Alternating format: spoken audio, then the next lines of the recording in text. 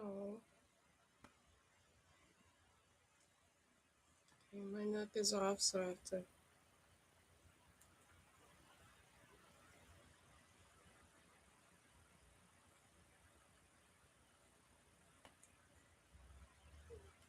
It's weird. I don't know what it's looking for. Here we go.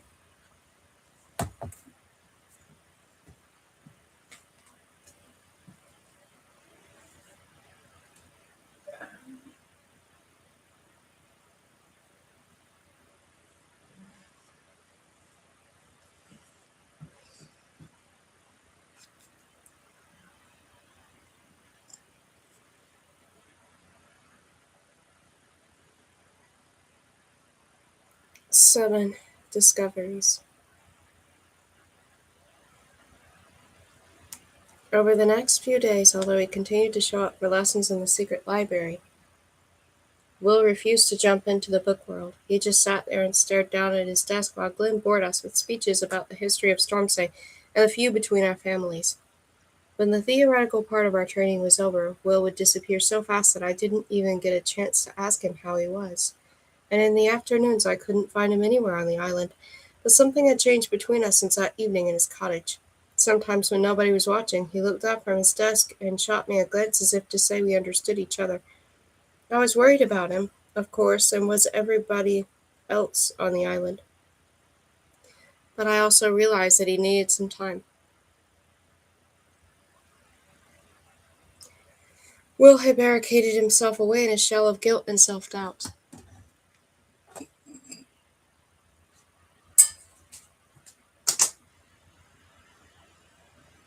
And it would take a while for him to emerge again. I knew what it felt like to lose a friend. For that reason, I decided to give him some space for a while and focus my energies on the book world instead. I was still so intrigued by the book world that I just couldn't get enough of it. The brief jumps we did in our morning lessons weren't nearly enough to satisfy my curiosity. I usually jumped again in the afternoon from my bedroom, in secret of course, so that it wouldn't occur to anybody to ban my unsupervised excursions. Since Sherlock's death, however, these excursions had not been quite as carefree as before. Everybody seemed by now to think that he had fallen off the cliffs during the storm, but I had a strange feeling about the whole thing, especially when I thought about the hole in his chest. Something about it wasn't right, and I got the impression, although we never spoke about it, that Will felt the same way, but I was even more puzzled by what I had found in the book world that Sunday morning. Werther and I had just been admiring Dorothy's silver shoes in The Wizard of Oz, and were sitting together in a little nook of the ink pot when a swarm of fairies came buzzing in through an open window. The little creatures were barely as long as my thumb. Their leathery blue skin was stretched tightly over their bony faces, and their wings were like dragonflies' wings. The swarm flew over the bar, and the fairies' tiny voices came together in a buzzing chorus as they ordered a glass of flower nectar. The cloud of blue bodies then arranged itself into the shape of a hand which closed around the goblet of golden liquid and picked it up. They set the drink down on the table next to ours and began to dive into it head first, one after the other, smacking their lips loudly. Werther shook himself. Ugh, he said. Fairies have no manners. He leaned forward to sip from the straw in his bottle of cola. This was his new favorite drink, having, unlike ink cocktails, no disagreeable side effects. In his hand he held a stately quill pen with which he was scratching something on a sheet of handmade paper. Werther allowed writing letters to other characters. This one was addressed to a good friend of his named Wilhelm, and in it Werther described in florid language how he had recently gotten drunk out of sheer existential despair. The way he told it, it had been an almost heroic act. From across the table I read in Werther's ornate handwriting something about an unquiet soul and afflictions of the heart. You had to hand it to him. The man was good with words. But the lip-smacking fairies at the next table seemed to be shifting his creativity. The quill hovered in the air for a moment above the half-finished letter, and then he set it aside and sighed. Vexatious creatures, he murmured. They stick their pointed noses into everything imaginable and go flying about in stories where they have no business to be for the sheer amusement of it. Well, we do that too, I reminded him gently as the fairies, as the next table began a competition to see who could perform the best dive bomb into the flower nectar. Werther massaged the bridge of his nose. Indeed, he said, but we, unlike them, know how to behave. He rolled up his letter to keep it dry, since we were now getting splashed with nectar. I brushed a glistening droplet from my cheek and felt as though I'd put my hand in superglue. My index finger immediately stuck fast to my chin. Maybe so, I said, trying discreetly to free myself. Inquisitive beast, he grumbled Werther. My index finger wouldn't budge. The fairies, meanwhile, had emptied their goblet and were now lolling around on the table with full bellies. A couple of them belched heartily. I thought for a moment. So they go flying around all over the place, did you say? Werther nodded. A veritable plague. Nobody in the book world with an ounce of self-respect will have anything to do with them. I will, I resolved, standing up. Excuse me, may I sit with you for a moment? I asked one of the belching fairies. The fairy opened its bright green eyes wide with surprise and squeaked something I couldn't understand. Pardon? I asked. I used my non-glued hand to pull up a chair. The fairy sat upright, and the rest of the swarm perked up too and started buzzing. Why? The fairy in front of me repeated, and her fellow fairies hissed an echo of her words.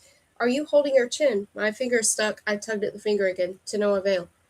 Ah, said the fairy chorus. I wanted to ask whether I stammered, distracted by one of the fairies as it flew close to my face, wings whirring. A moment later, I felt its needle-sharp teeth sink into my fingertip. Ow! I shook the fairy off, and it landed with a bump on the tabletop. Sorry, it mumbled, rubbing its head. Just trying to help. I frowned. By biting my finger off? Only the nectar, chirruped another fairy, landing on my wrist. Its wings tickled my cheek as it bent down and started gnawing at the gluey droplet. The other fairies looked on sulkily. So, what I was wondering was, have you happened to notice anything strange recently on your travels around the book world? I said in a rush. Humph, grunted the fairy on my wrist. The rest of the swarm shot up into the air in front of me. A myriad of glowing green eyes fixed themselves on my face. Yes, they buzzed in chorus. Bad things are happening. Terrible things. Somebody is on the prowl. Somebody is stealing them. Somebody wicked. I thought of the White Rabbit in Alice in Wonderland who had lost his watch, his waistcoat, and his ability to talk. You mean more ideas have been stolen? The fairies nodded vehemently, and the hum of their wings swelled to a drone as they flew closer to me. I felt an icy draught on my face. Sleeping Beauty has woken up halfway through her 100-year sleep and refuses to wait for her prince, they whispered. Dorian Gray has lost his picture. The Elf King has vanished. It gets worse by the day. More and more ideas are disappearing, and not just any ideas. At last the fairy nibbled on my finger, free of my face. Thanks. I waggled my hand about a bit. But what do you mean, not just any ideas? The fundamental ideas, whispered the fairies even more softly.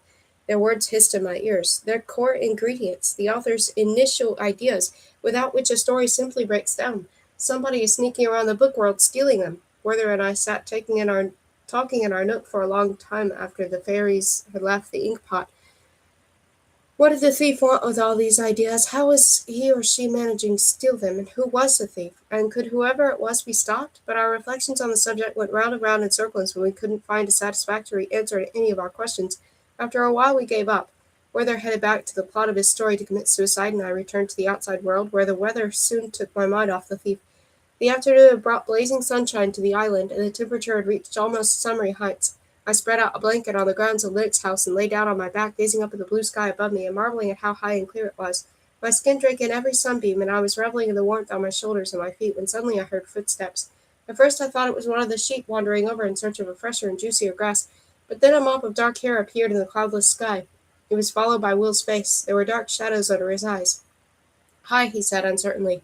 I sat up. Hi. I was going to go down to the beach and have another look at that place where we got washed up. I thought I might find some kind of a trace, some clue as to what happened. He swallowed and held out his hand to me. Will you come with me? So this was it, the first timid feeler to emerge from Will's shell. I knew it. I smiled tentatively so as not to frighten him straight back in, and let him help me up. As he did so, Will's hand held mine to touch longer than was strictly necessary, and suddenly Storm's eye seemed even more radiant than before. The sunshine painted bright patterns on the sleeves of my shirt and made the colors of the wildflowers on the moor even more vivid. Only Will looked gray and gloomy, as if he were standing under his own personal rain cloud. We headed down the path that led to the beach. Have you searched the cliffs too, or if he did fall into the sea from there? Then there might be the other, I began. Yes, I have, said Will. His eyes were glued to the shipwreck in the distance. To our right, the waves washed gently over the shingle and broken seashells. We tramped along the beach until we were approaching the remains of the submarine fleet. All of a sudden, there was a sharp intake of breath from Will beside me. Are you okay? I asked. He pointed mutely to a shadow in between the metal ribs that looked horribly like a human body. I gasped. Though I wasn't cold, I started shivering and my legs felt funny, as if they didn't belong to me. They carried me toward the wreckage as if of their own accord, as I was being pulled by an invisible string inexorably toward something horrific, like in your dream when you want to run away but can't. The closer we got, the more clearly we could see the human shoulders jutting out of the water. They were draped in a flowery tunic, and above the tunic was a mop of dripping dark red hair. My stomach lurched. All of a sudden there was a complete silence in my head. I ran into the waves. Alexis! I tried to scream, but all that came out of my mouth was a hoarse croak. I tripped over a sharp piece of metal and fell headfirst into the water. When I resurfaced, I found myself looking straight into Alexis's astonished face. She wasn't dead, of course she wasn't. Relief flooded through me, until I realized my mom wasn't alone. There were two arms around her waist, hugging her tightly. Alexis was nestled against the chest of a man with a scarred face. It was a very young face, and it belonged to Desmond. I stared from one to the other, open-mouthed. They were both dripping wet, and their cheeks were flushed.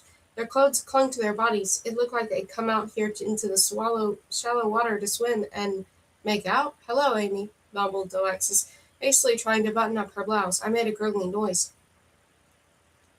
Grinning, Desmond plucked a shell out of Alexis's hair. His eyes shone when he looked at her. How old was the guy? 20? 19? 18? My mouth opened and closed again. "Amy, I can explain," said Alexis. She was still nestled in close to this boy. At last I regained control of my legs. I turned and ran. Water flew up around me and splashed into my eyes. I stumbled ashore, slipped on the shingle, and fell forward onto my hands and knees. I picked myself straight back up and lurched onward. I had to get away from here, far away. Alexis shouted something after me. Will's voice drifted over to me, too. Then Desmond's. I didn't hear a word. The blood was roaring in my ears, drowning out every other sound. I was startled, therefore, to suddenly feel a hand on my shoulder. Will was jogging alongside me. "I think you misunderstood," he panted. "Oh, really?" I spat. There wasn't much to misunderstand, after all. I can put two and two together. Alexis has obviously got over her broken heart. I'm happy for her. I broke free of his grasp and scrambled up a sand dune. Will didn't follow me. I ran blindly onto the moor, wishing I could retreat into my own shell now. For a long time I roamed across the wild moorland. Thorns clawed at the legs of my jeans, and a crust of mud formed around the soles of my chucks. My thoughts had knotted themselves together into a kind of fireball inside my head, and all the stories I'd ever read hung like dead weights from my feet. Stories about heroes, stories about people who are exactly the opposite. Stories about love, stories about war, exciting stories, comforting stories, sad stories. They clung to me and whispered to me how life should and shouldn't be. To me, Alexis had always been one of the heroes. She was my role model, and the mom who looked after me, the best friend who I could talk to about absolutely anything. But now dark blotches marred my bright shining image of her. Today I'd seen a different Alexis, an Alexis who had feelings for a boy not much older than me, an Alexis who seemed to have completely forgotten her love for Dominic in the space of a few days. This was an Alexis I didn't know. I was starting to get a stitch, but I still ran on. Sweat trickled down my temples. I was completely out of breath, but still I ran. At first it was anger that drove me, then shame at the thought of this incongruous romance. But I wasn't really ashamed of Alexis, and I wasn't angry either. More than anything, the feeling that weighed heavy on my chest, threatening to suffocate me, was disappointment. It was the realization that Alexis had drifted away from me, that she didn't understand me anymore. A few days on Stormsay had been enough to create a rift between us. I arrived back at Lennox's house just in time for dinner. I sat down, mud and all, at the table where Lady Merritt and Alexis were already seated. Alexis had a dry dress on and a big felt flower in her hair. My grandmother raised her eyebrows at the sight of me. "I fell over," I muttered with a shrug. Alexis quickly steered the conversation around to the flower arrangement in the middle of the table. After a while, Mr. Stevens came in with a large silver platter, and with the air of a man taking his life in his hands, presented us with a joint of tofu he had marinated in the oven with onions and carrots. It was accompanied by vegan mashed potatoes and green beans and tasted amazing. Without saying a word, I wolfed down as much as I possibly could and disappeared upstairs, where I showered and got into bed. A little while later, when the door creaked open and I felt Alexis sit down on the edge of my bed, I pretended to be asleep. The next morning, Glenn came into the classroom looking grave. "I must remind you," he said, "that it is forbidden for book jumpers to jump into the book world outside of lessons until their training is complete. That is one of the most important rules of all. Have you learned nothing from what happened to Holmes?" The usually friendly twinkle in his eye had vanished. He looked hard at each of us in turn. I gnawed at my lower lip. Had Werther and I messed something up in the book world? I cast my mind back to the last couple of expeditions. We'd been in the Wizard of Oz, and before that in 20,000 Leagues Under the Sea. But both times we'd been very careful and remained in our explorations. Had we made any stupid mistake? Glenn pursed his lips. He seemed to take the fact that somebody had broken the rules again as a personal insult. Part of me felt bad because, of course, I knew the rule and yet I persisted in breaking it, but another part of me felt that it was impossible only to visit the book world for half an hour a day under Glenn's supervision. The temptation was just too strong. So what's gone wrong? I asked. Nothing yet, he said sharply. But the mere fact that Desmond saw one of you up at the Porta Literae last night is very worrying. A careless jump could lead to goodness knows what, potentially something even worse than the death of a protagonist. Had I heard right? There is somebody at the stone circle? I mumbled. Was Glenn not referring to my little escapades from the four-poster bed after all? He nodded sternly. Where else? This somebody had their hood up and was sneaking about on the hilltop. Desmond was coming back from a nighttime walk, and he spotted the glimmer of a book from which a book jumper must have just emerged. But by the time he reached the portal, whoever it was had disappeared. So which of you was it? I swallowed hard, mainly because I had a pretty good idea who Desmond had been visiting on his nighttime walk. Glenn was waiting for an answer. His gaze bored into mine, then slid to Will and then to Betsy, who gave an indignant sniff. Jumping in secret is so irresponsible, she said. Obviously, after so many years of training, I know I could do it without causing chaos in the book world at the first opportunity, but I would never take such a risk, and I think you know that. The corners of Glenn's mouth twitched. Betsy took this as an agreement and went on.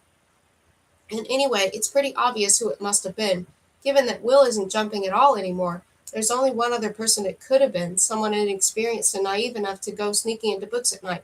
I turned to face her. Someone who doesn't give a crap about Stormsay and our family traditions. Someone who doesn't have the true book jumper blood of McAllister's running through their veins, Bessie went on. What do you mean? I'd never go to the stone circle at night to jump, I said, and in my head I added, because I don't need the stone circle to get to the book world. Are you and Desmond sure this person was using the portal? Will put in. We are, said Glenn. Perhaps there's another book jumper that we don't know about, a distant relative or something? I mused aloud. Perhaps that person is a thief as well. Thief? Inquired Glenn. What's thief? I told him about the strange goings-on in the book world, and the fairy's theory that somebody was stealing the core ingredients of stories, to be on the safe side, not wanting to arouse Glenn's wrath by telling him about my unauthorized excursions. I made out that the fairies had just popped into the Jungle Book recently, but by the time I'd finished, Glenn, Betsy, and even Will looked more amused than alarmed. You do know you can't trust fairies, don't you? They probably just made it up as a prank, said Will.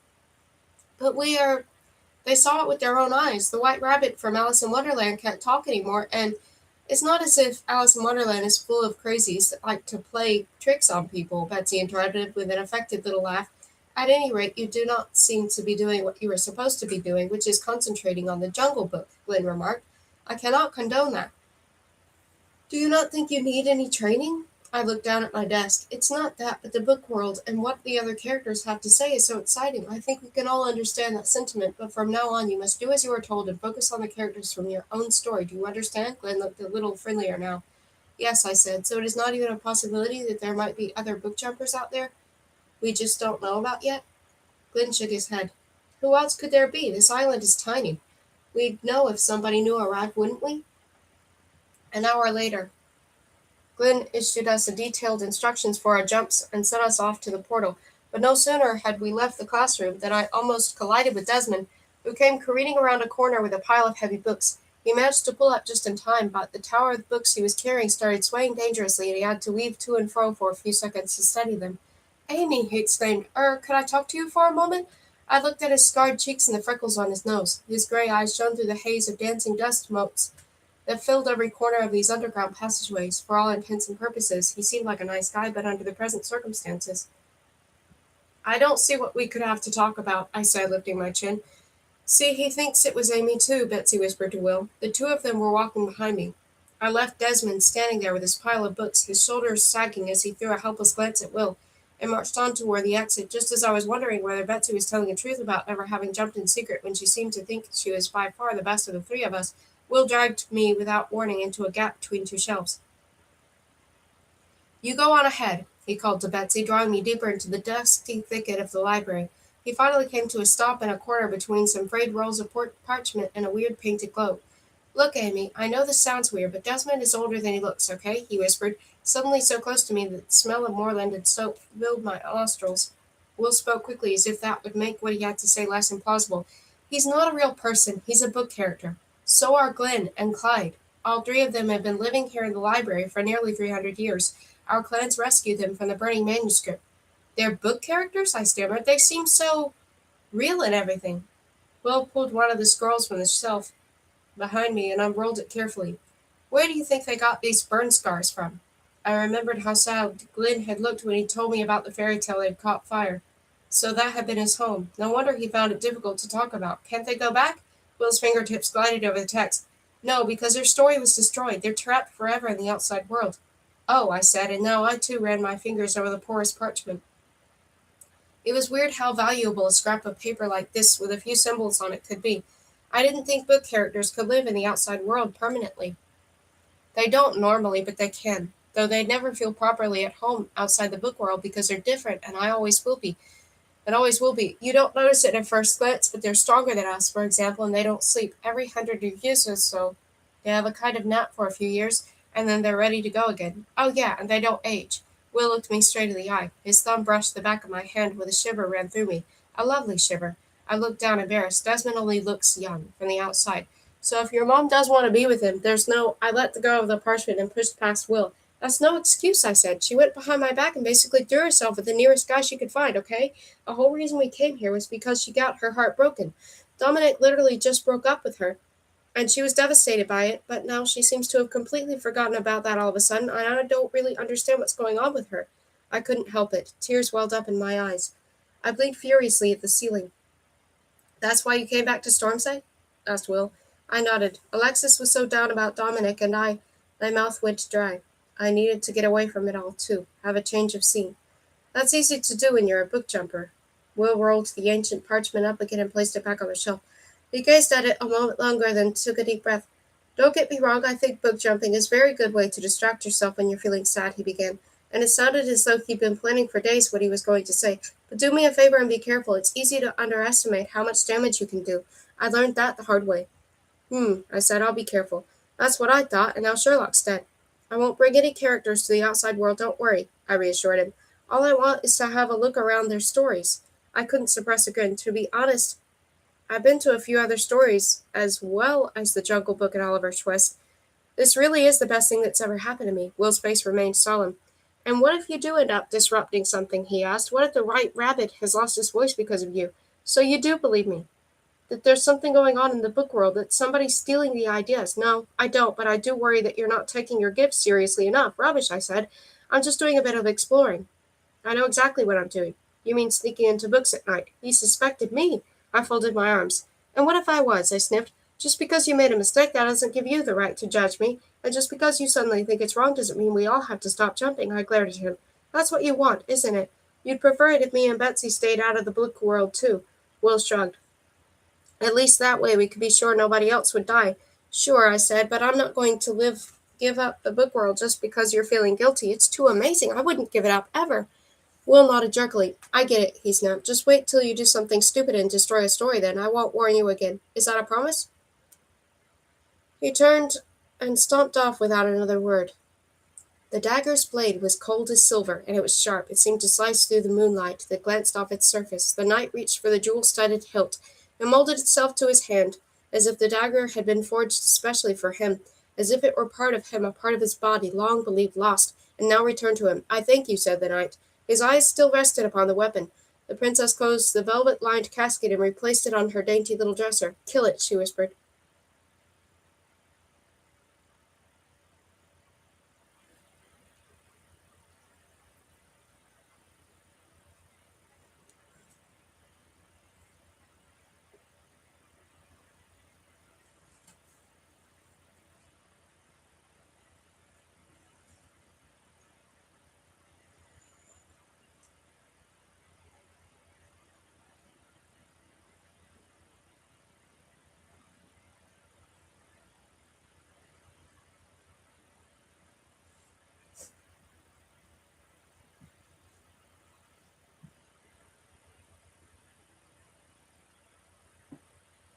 Um, I'm going to go really quickly downstairs and see if I'm distributing.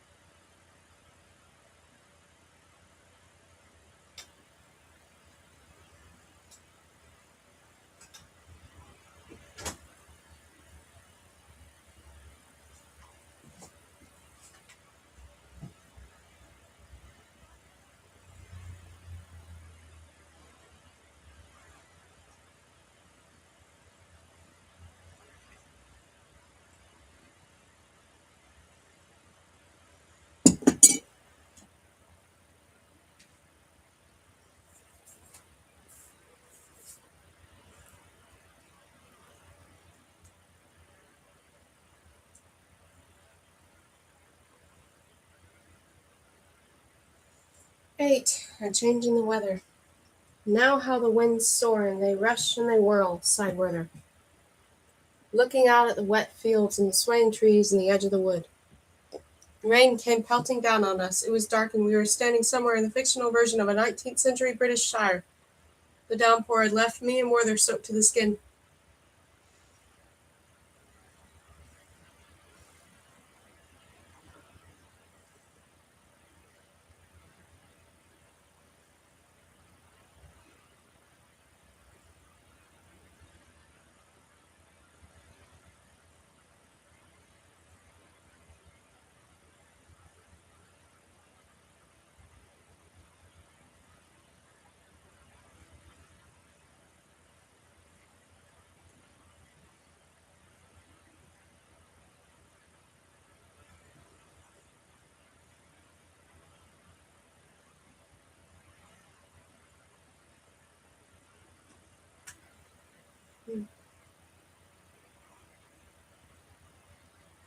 The downpour had left me and Werther soaked to the skin. Within seconds, my sweater had been completely saturated with rainwater and now hung heavy on my shoulders.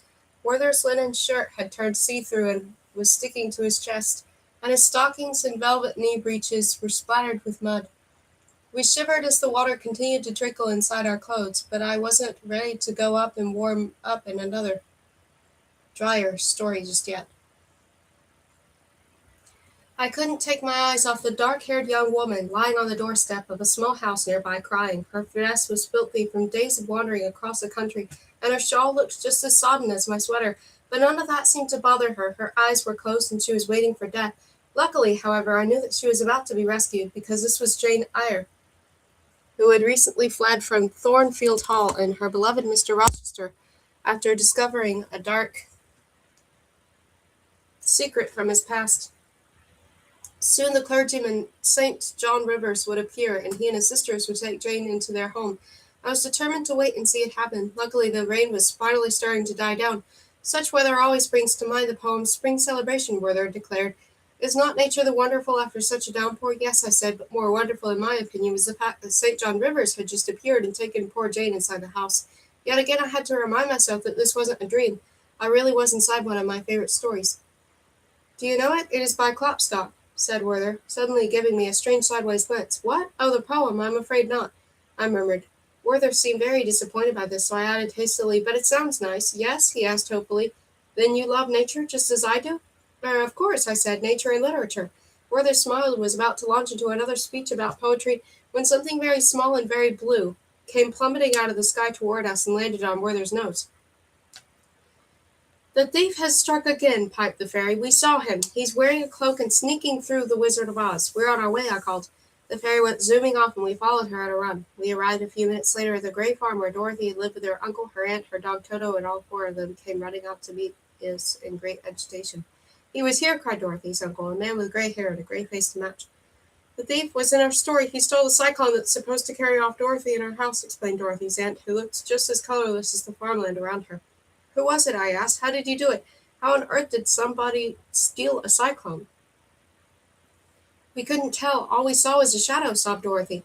He was so far away, he came sneaking through our pages, right at the edges, and then over there on the horizon he broke something out of the story, something that lit up. He tucked it inside his cloak. Then all of a sudden he was gone. She sniffed hard and Toto howled. Since then the cyclone's been missing. What would anybody want with a stolen cyclone? I asked. Dorothy shrugged. It is a mystery to me, murmured Weather. We looked out at the horizon. Not so much as a breath of wind was stirring. Will lay on a threadbare sofa and tried to imagine what it must be like to be dead. Had Holmes stopped existing completely, or had he just passed on to another place? What was it like there? Was he angry with Will for bringing him to the outside world and putting him in danger? Question after question whirled through his head as if there were a storm raging inside his skull. He couldn't concentrate. He thought it would get easier if he only didn't have to look at those words anymore. He painted over the writing on the wall above the stove in the white paint to stop it intruding on his thoughts, but he'd found that he could still read it, and in any case the words were already etched into his memory. He could see them even when he closed his eyes, blazing red before him. I have awoken. Who the H had left him that message, and what did it mean? He would have liked to tip another bucket of white paint over his own thoughts. Will hadn't been to the secret library for 2 days. Not since the argument with Amy, and why should he? He wasn't a book jumper anymore, and nobody would pay any attention to his warnings. Instead, he lay on the sofa, lost in thought, as the sun's brief guest appearance came to an end, and the air grew colder and damper. Betsy had come to the cottage yesterday. She stood outside and knocked at the door and said that Laird would not allow this, and that Will had to come to lessons. In the afternoon, Glen had come by and asked Will if he was still alive, or had he drowned in self-pity. He hadn't replied, but he had to admit that he was starting to go a bit stir-crazy in here. He sat up and put on his boots. Perhaps fresh air and a little exercise would make him feel like himself again. He didn't realize how dark it was until he opened the door. It was night time already, the starry sky arched high and clear over the ghostly expanse of the moor. Wisps of fog hung in the air above the slippery paths that snaked through the heather, peat moss, and sundew. He breathed in and then out again. On the wind was the tang of moist earth. Will stepped out into the darkness. He'd been roaming this moorland since childhood, and it greeted him tonight with the same sucking, gurgling noises he'd come to know well.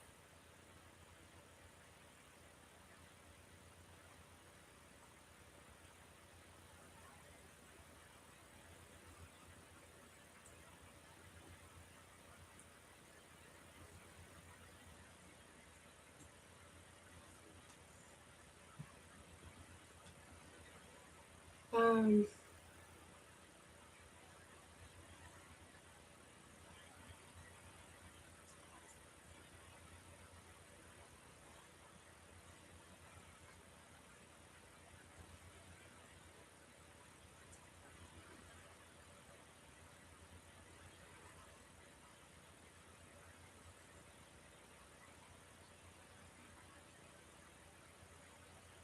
it covered most of Stormsay, and Will knew it concealed some treacherous depths. People even said there were lost graves from Celtic times hidden somewhere on the island, but Will wasn't afraid, not even when the fog patches thickened and wrapped themselves around his shoulders like a clammy shawl. It soon grew so misty that the light of the stars was barely visible, and he switched on the little flashlight he always wore at his belt. Immediately a beam of light sliced through the darkness around him. He could just make out something darting away from him at the edge of his field of vision, something big, something that couldn't possibly be an animal. He stood still and swung the flashlight around in a circle, trying to see what it was that had fled from him. Or had he just been scared by his own shadow? He was about to conclude that this must have been the case when the flashlight fell on a human form. It slipped into a gap between two bushes a few yards away from him and stopped dead.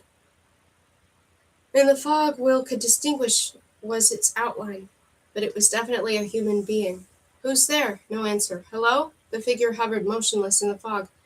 Then Will took a step toward it. It retreated before him, farther into the darkness. "What's going on?" called Will. "Betsy? Glen? Amy, is that you?"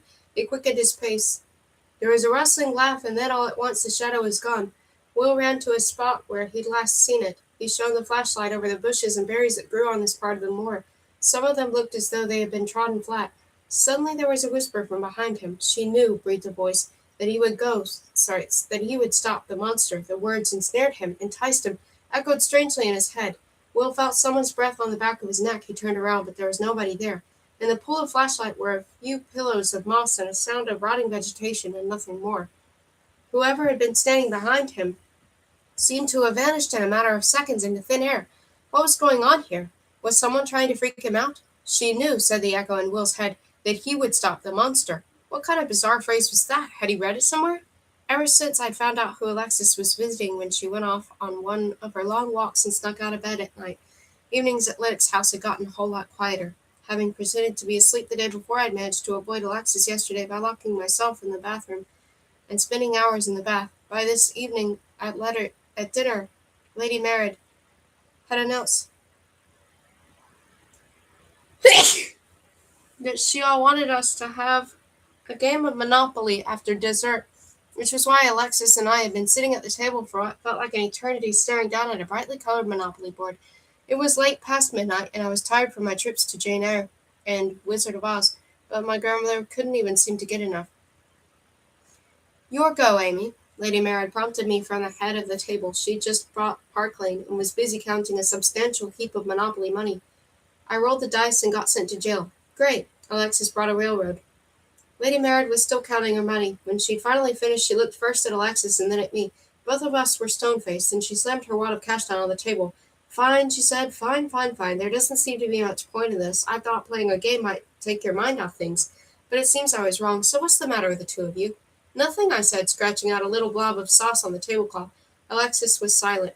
I folded my arms. Alexis put her heads in her hands and closed her eyes, laying their heads aside.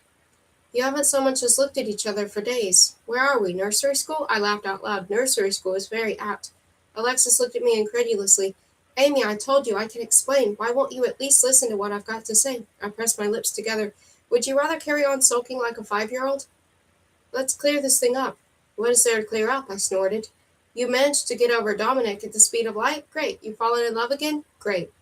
You know what? It is great, cried Alexis. In love? What's all this, Alexis? Asked Lady Merritt. Here on Stormsay, with who? Neither of us paid any attention to my grandmother. You could at least have told me, I hissed. I thought you trusted me. I thought we told each other everything. There was a bitterness in my voice. But I guess I was wrong. First my so-called friends in Bochum had betrayed me. Now my own mother. Was everyone I cared about conspiring against me? Alexis blinked. I wanted to tell you, but that you were too busy snogging, right? Does this mean you're going to stay? Inquired Lady Merritt. Once the holidays are over, are you going to get married, Alexis? She looked as though all her dreams were coming true. You could live here at Lennox House, of course, she mused aloud. Is it Hank or the ferryman? Alexis stood up. I don't know how to make you see, Amy. What I have with him is something special. She walked around the table and laid a hand on my wrist. Oh, yes, I said theatrically. Even I could see how mean I was being to her, but I couldn't help myself. Young love, I hissed. Very young love. Stop it, said Alexis, angry now. Stop embarrassing yourself. She pulled me out into the hallway, away from Lady Merritt and her wedding plans. Let's talk about this properly, okay? She put her hands on my shoulders. I shook them off. I'd say you're the one who's embarrassing yourself, I said. Do you know what it looks like when you kiss him? He's barely a day older than me. Alexis sighed and lowered her voice as if she were afraid my grandmother might be listening at her door.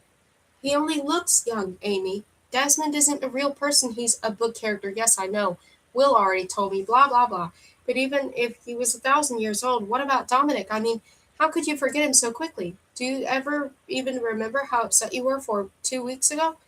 Of course I do, murmured Alexis. And part of me is still upset, but on the other hand, you found a passable replacement. Would you stop interrupting me all the time? Cried Alexis. I'm trying to explain. Well, fine, please do, because I really don't understand. My whole body was shaking now, and I was finding it hard to breathe normally. Alexis nodded and thought for a moment, and then took my hand. Come with me, she said quietly. It's time you knew the whole story. What whole story? I'd stumbled after her. Come with me, Alexis said again. We climbed the stairs to the top of the floor of the house when we reached the corridor where our bedrooms were. Alexis led me straight past them and down to the end of the hallway to a door hidden behind a wall hanging, which I explained why I had never noticed it before. Behind the door was a steep staircase whose boards creaked beneath our feet as we climbed higher and higher. We soon found ourselves peering into the dusty darkness of an enormous attic. Chests and assorted bits of junk were piled almost to the roof beams. We still hadn't reached our destination. Alexis now made for a rickety old chest of drawers, from which she pulled several blankets before directing me toward a narrow ladder that led up to the skylight. Dust rained down on us as she opened the hatch. We pushed through a veil of cobwebs and out onto the roof, where we were met by the icy chill of the night air. I shivered. Alexis went ahead, wobbling across the ancient roof tiles toward the dormer window and spreading out one of the blankets on its flat, narrow surface. I slithered after her, trying not to look down. When I reached Alexis, she draped a second blanket around both of our shoulders. When we sat down and laid the third blanket over our legs, we were both out of breath from the climb. For a while, neither of us said a word. Overhead, millions of stars glittered like diamonds in the black velvet of a jewelry box. Below us lay the moor, swathed in thick fog. In the distance loomed the silhouette of McAllister Castle. There were still lights out in some of its windows. Lights on in some of its windows. This was my favorite place when I was your age, said Alexis at last. I nodded. Because you can see the whole island from here? Because your grandmother never thought to come looking for me here. I said, wrapping the blanket more tightly around my shoulders. Something glimmered out on the moor, a little light. Or was I mistaken? Alexis took a lock of my hair between her fingers, twiddled it for a moment, and tucked it gently back behind my ear. I didn't mean to hurt you, little giraffe, she whispered. But you did. I kept my eyes on the moor, where the tiny point of light now appeared to be moving. The thing about Desmond is, I didn't just throw myself at the nearest man I could find, and I did want to tell you about it, but I couldn't. Desmond and I have known each other for a very long time. In fact, He's one of the reasons I left Stormsay in the first place. I turned to look at her. My mom suddenly seemed older. Nothing about her was lively or colorful now. Even her hair looked dull all of a sudden. I spotted little wrinkles in the skin around her eyes. You and him back then, were you? Alexis's eyes bored into mine. Desmond, she said slowly, as if it cost her great effort. Desmond is your father. I looked out across the moor again. The little dot of light had vanished. I stared at the fog patches without really seeing them. Amy? Murmured Alexis. I shut my eyes for a moment at what she'd just told me sank slowly into my brain. Desmond was my father. It sounded absurd. I saw him in my mind's eye. To all appearances, he was barely older than me. A book character with burns on his face who had been living in the secret library for generations. I was used to not having a father. The very idea of it felt wrong. I, Amy Lennox, did not have a father. That was how it had always been. Alexis couldn't just come along and, Amy, I blinked. Alexis lifted her hand as if to stroke my cheek, but when it was halfway there, she let it drop again. We never told anyone, said Alexis. Desmond and I always met in secret. We knew it was forbidden. A book jumper and a book character, the clans would have flipped. They would never have allowed it. If they'd caught us, Desmond and I loved each other very much, but we knew we would always have to hide.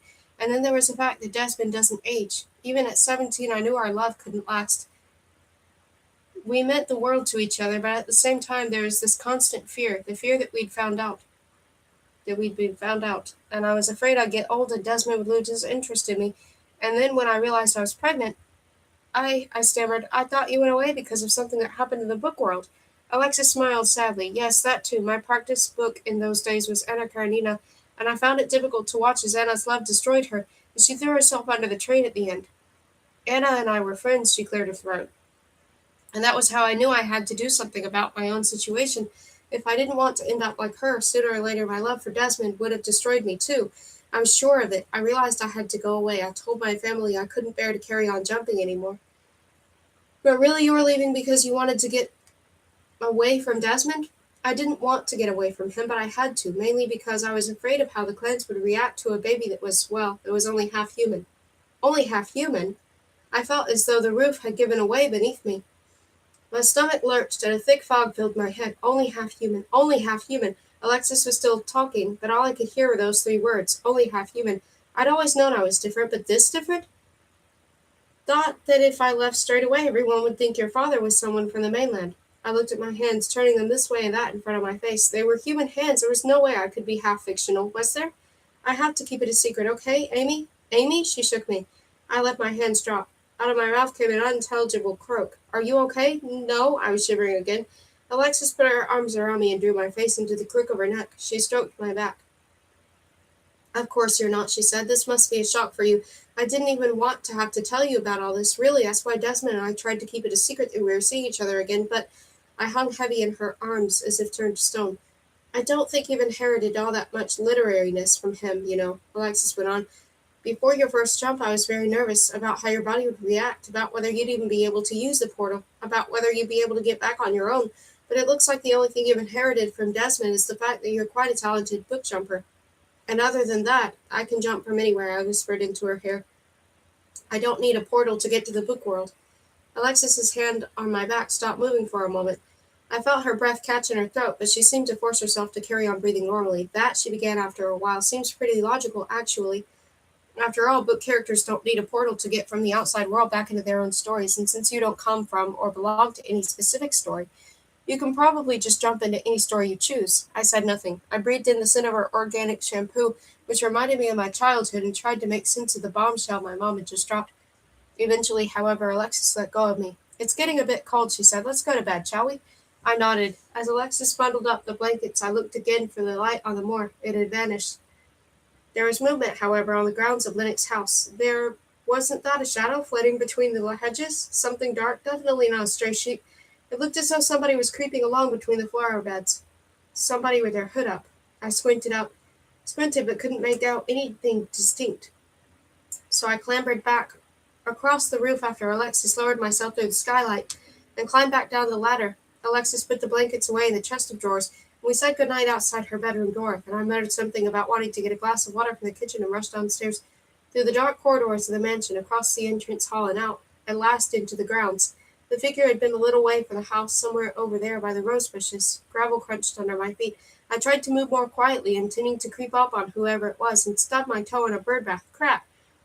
I bit my lip to keep myself from yelping as I hopped around on one leg, clutching my throbbing toe, spraying gravel in all directions. I fervently hoped it would sound like nothing more than one of the sheep having a nightmare.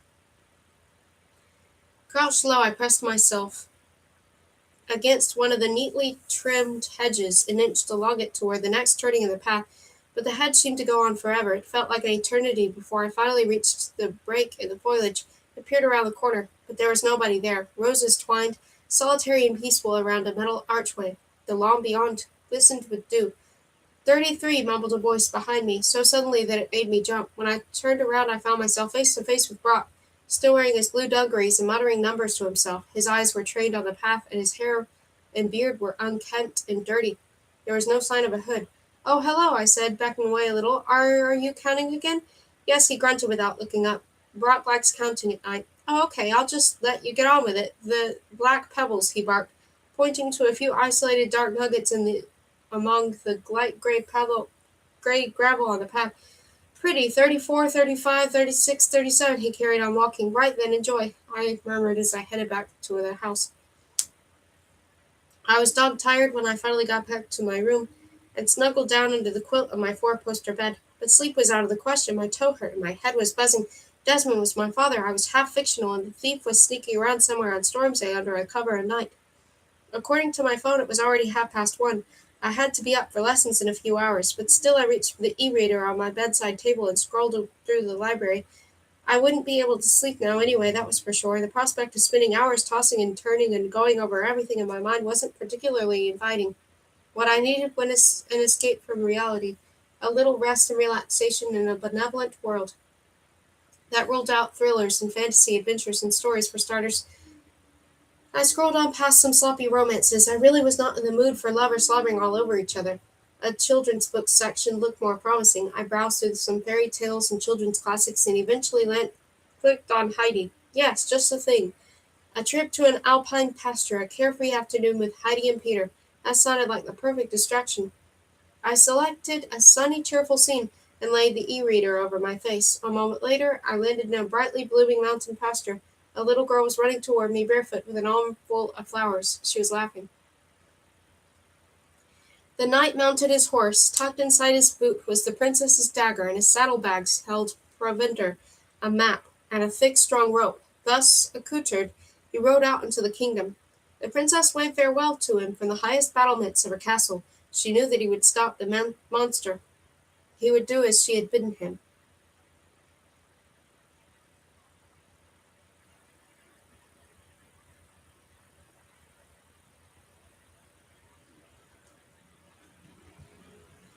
I need to.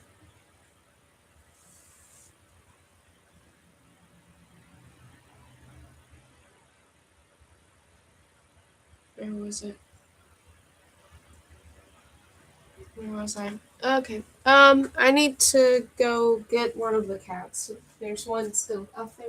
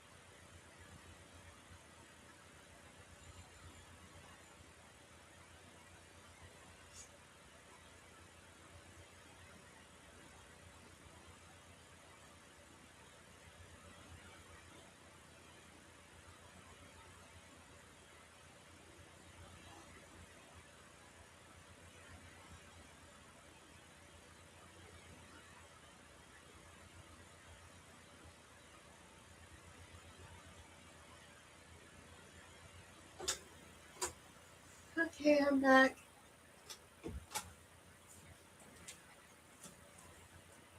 Oops.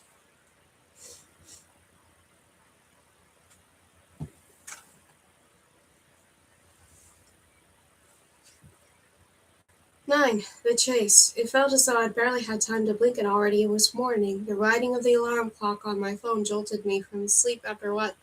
Ringing of the alarm clock on my phone jolted me from sleep after what had been little more than 2 hour nap, and I dragged myself, head pounding, downstairs to breakfast. Alexis greeted me with a smile, no longer avoiding my eyes. Suddenly, everything she told me yesterday came flooding back. The fact that Desmond was my father still felt hard to believe, especially when he appeared a little while later at the entrance to the secret library, just as sessions were about to begin, and told us Glenn had gone to Mainland to pick up a delivery of new books and had asked Desmond to stand in for him. He was dressed as always in his monk's habit. The web of thin scars on his face spread from the left corner of his mouth across his cheek and up to his temple, where it disappeared into his blond hair. But in spite of everything he must have lived through, his gray eyes were still those of a young man, and so were the long, slim hands emerging from the sleeves of his robe, with which he beckoned us to follow him. Desmond glided smoothly down the spiral staircase. My eyes were glued to the back of his head as I slithered, much less elegantly,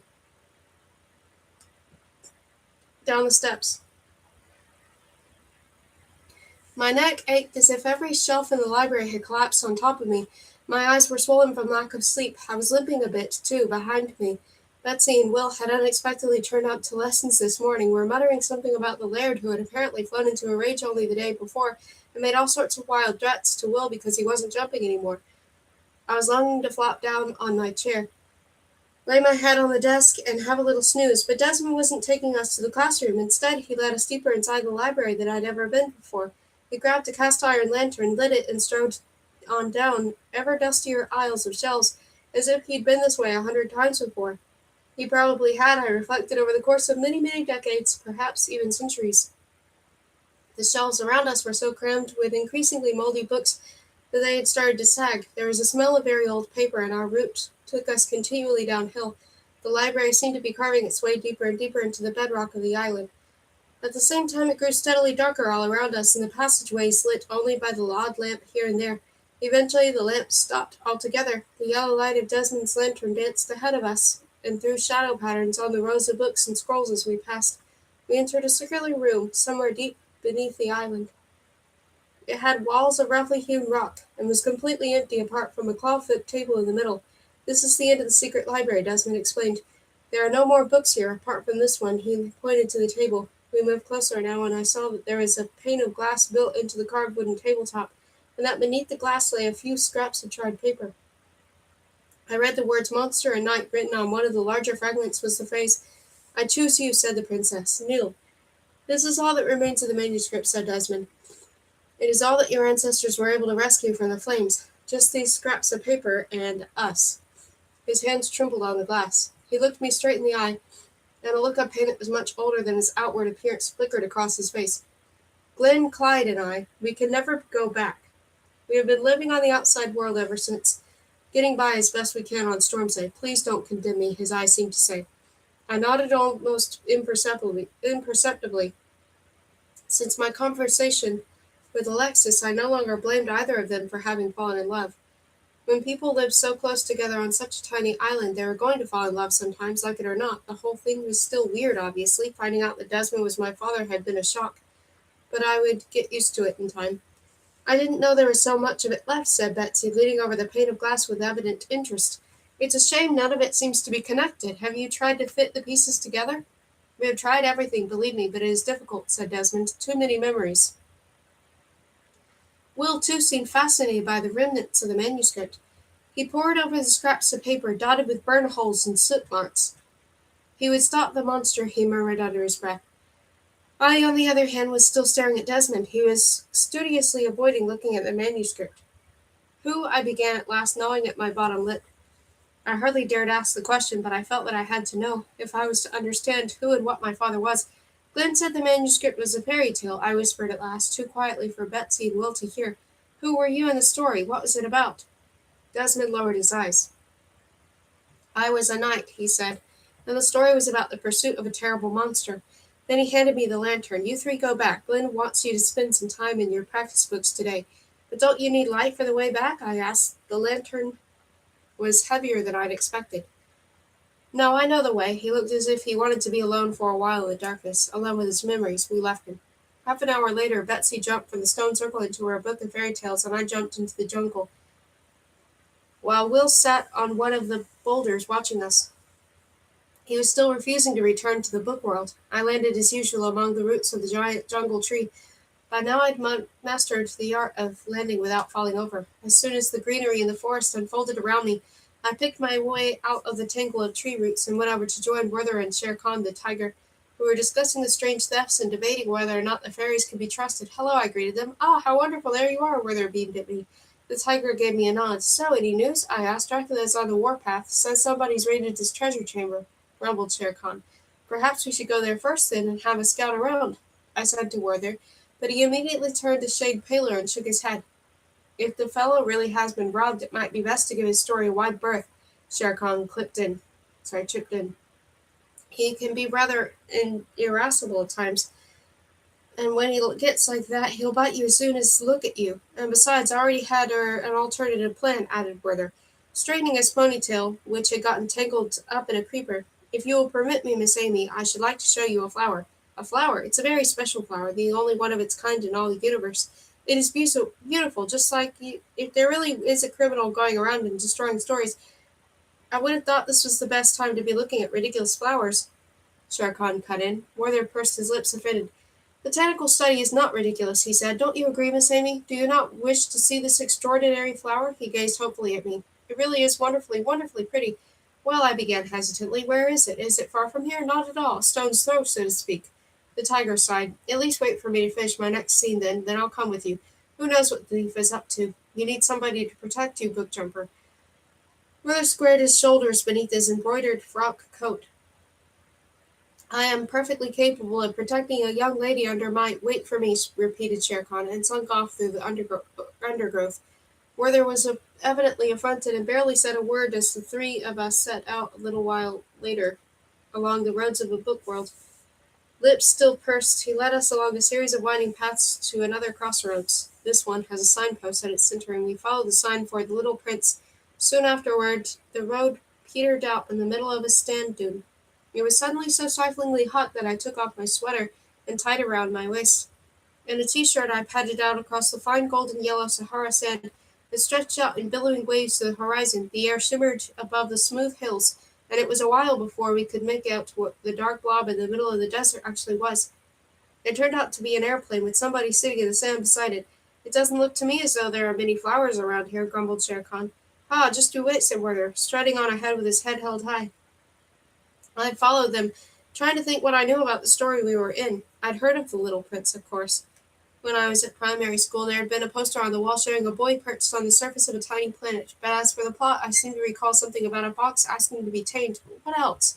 I couldn't remember what the desert had to do with the story. We marched for a long time over the hot sand before reaching the aircraft, which turned out to be a little propeller plane. Various tools lay scattered on the ground beside it. A man with an old-fashioned flying cap on his head was sitting with his back to the landing gear. He seemed to have given up on repairing his plane for the time being and was scribbling something on a piece of paper. A small boy with white blonde hair, dressed in a long blue coat, was looking over his shoulder. "No, that sheep is too old," said the little prince. "Draw me another one." The man screwed up the piece of paper and started it again. Not until we were standing right in front of them did the man and the boy look up. "Good day," said Werther. "Please do not let us disturb you. I merely wish to show this young lady—" "Can any of you draw me a sheep?" asked the little prince. "I would so love to take a sheep back with me to my planet." "Well," I said, "I could try, but wouldn't that be interfering in the plot?" The little prince shook his head. "I'd hide your drawing in my pocket. Then I'd have two sheep, yours and the one he's drawing." He pointed to the man. "There'd be just enough space on my asteroid for both of them, but we'll still tell the readers there's only one sheep." "Fair enough," I said, and I too sat down in the sand. The pilot gave me a pencil and a sheet of paper from his notepad. I started drawing and the little prince turned to Shere Khan. "Would you put off eating a flower if it had 4 thorns?" he asked. "Tigers don't eat flowers," said Shere Khan. "But if they did?" inquired the prince, and told us about his lone planet where there were 3 knee-high volcanoes and a rose with 4 thorns. He told us if you didn't watch out, the surface of the planet became overrun with baobab trees. Bit by bit, the story came back to me of the little prince who left his asteroid to find a friend and ended up visiting a whole series of other planets fishing with the Earth, where he tamed a fox and realized that he loved a rose that he had left behind in spite of her capricious nature. I drew the prince a woolly little lamb and handed it to him. Thank you, he said, putting the piece of paper in his coat pocket. So you've come to see my flower? Werther nodded. There is no flower like her in the universe, after all. Yes, sighed the little prince. And she's all the way up there, so far away from me, but when I look up at the stars, I'm happy because I know she's waiting for me. Said Shere Khan, who had been studying the sky for a while now with his head tipped back.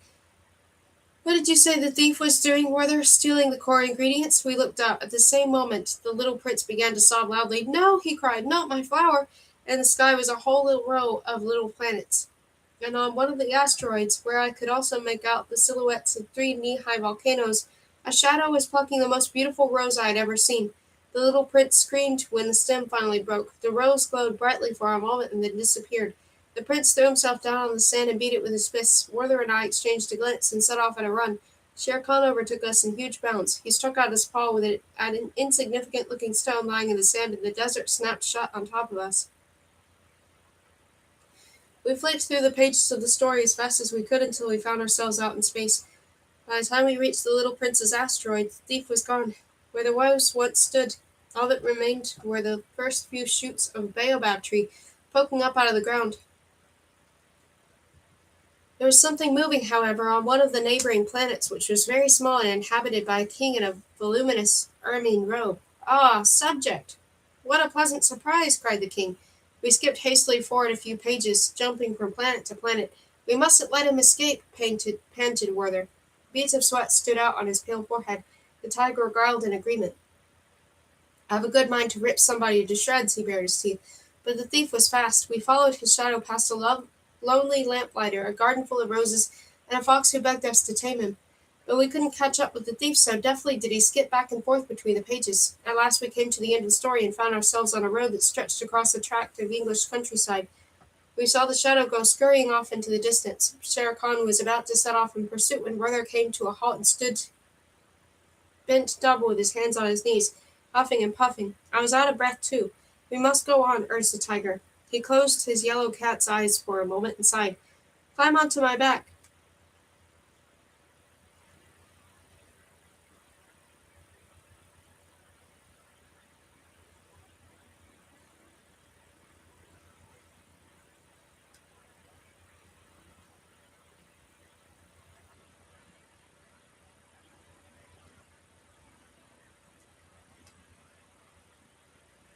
If you must, I will carry you. A gentleman does not ride on a tiger, said Werther, and a lady most certainly does not. But I had already swung myself up onto the tiger's muscular back. Come on, we don't have time for this, I called. Werther dabbed at his face with his embroidered handkerchief for a moment before finally relenting and clambering laboriously onto the tiger's back behind me. Shere Khan shot off toward the horizon. He bounded over the hills so fast that the countryside around us soon became a blur. I held tightly to his fur while Werther clung to my shoulders, yelping. Soon we were whizzing past mansions, balls of fine ladies sitting in drawing rooms and pianos, and Shere Khan was flicking us through the story far too quickly for me to make out any details. The tiger's back rocked back and forth so violently with every bound that I had to focus all my energies on not falling off. The whole thing reminded me of my first and only ever ride on a roller coaster a few years before. In the end, I just shut my eyes and prayed it would soon be over. Behind me, Werther was yelling something about having a delicate stomach. Our wild ride through the novel ended as suddenly as it had begun. Shere Khan came to such an abrupt halt that Werther and I were flung forward and fell head over heels into the grass. We were greeted by the sound of voices and quickly got to our feet. Feeling slightly wobbly, we made our way toward the source of the sounds. Dusk had fallen over the English countryside, and there was somebody sitting in a ditch by the roadside nearby, but it wasn't the thief in his hooded cloak. It was a girl a few years older than me with dark hair and dark eyes. She was wearing a ball gown, its skirts stained with blood, and cradling her right leg, which was sticking out sideways at a funny angle. Her face was contorted with pain. Four other girls in frilly dresses, all bearing a strong resemblance to the injured girl, were clustered around and talking to her along with a middle-aged married couple who looked like their parents behind a an overturned carriage with a broken wheel axle. Two horses pawed the dusty ground nervously. Have you had an accident? I asked. The father of the family nodded. Somebody appeared in the road all of a sudden, he said, stroking his whiskers in puzzlement. A hooded figure just like that in the middle of the plot. We weren't able to stop in time. It's a mystery to me where this person suddenly appeared from. A mystery. Shere Khan, having prowled all the way around the scene of the accident, was now sniffing at the sand on the road. From the outside world, I should say, judging by the smell around here, he growled. Oh, we shall be late to Netherfield, cried one of the younger girls. It is too horrid. We may miss a whole dance. And there will be so many officers there, cried another.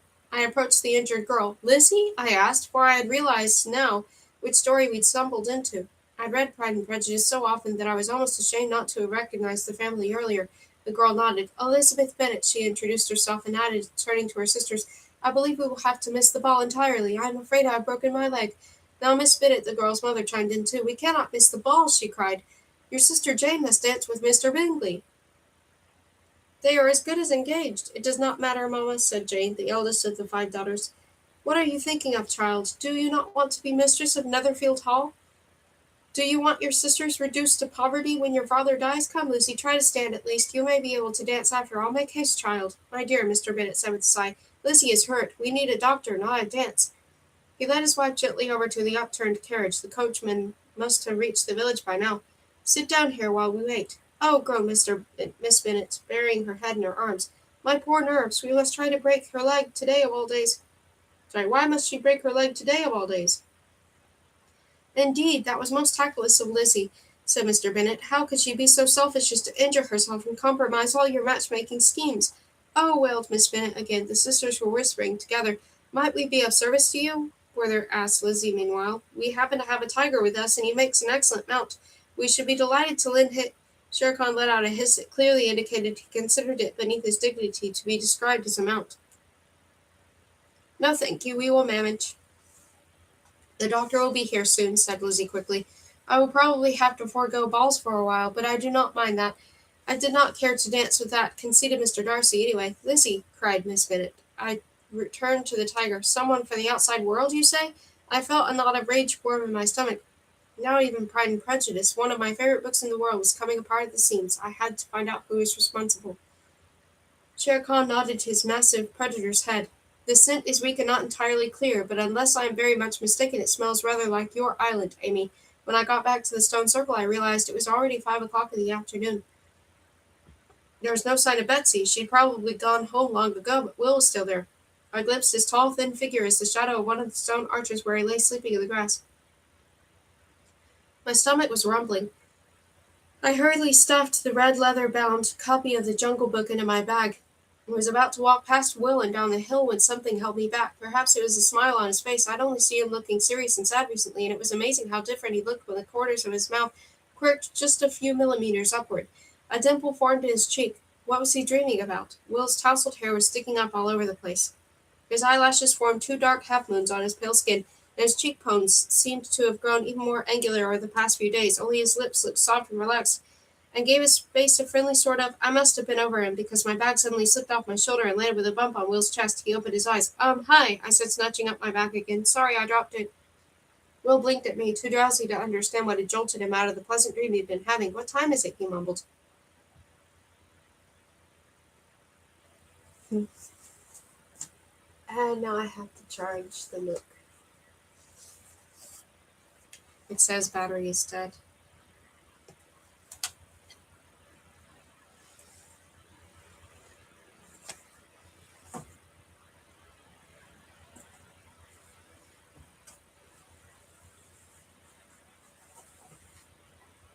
So, let me just plug the Nook into the computer.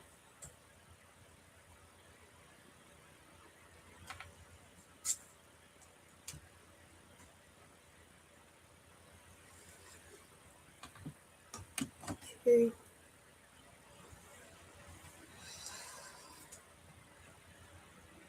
And I'll go downstairs really quick.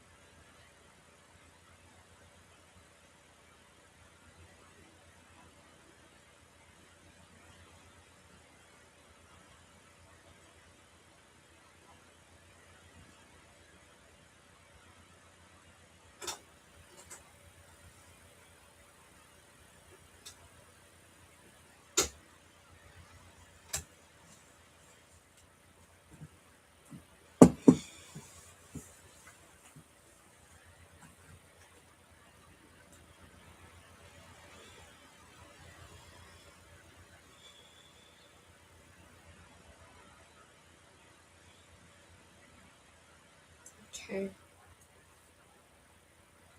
Battery level is at 4 right now. So we'll give it a little bit of time. Oh, thank you. Merry Christmas.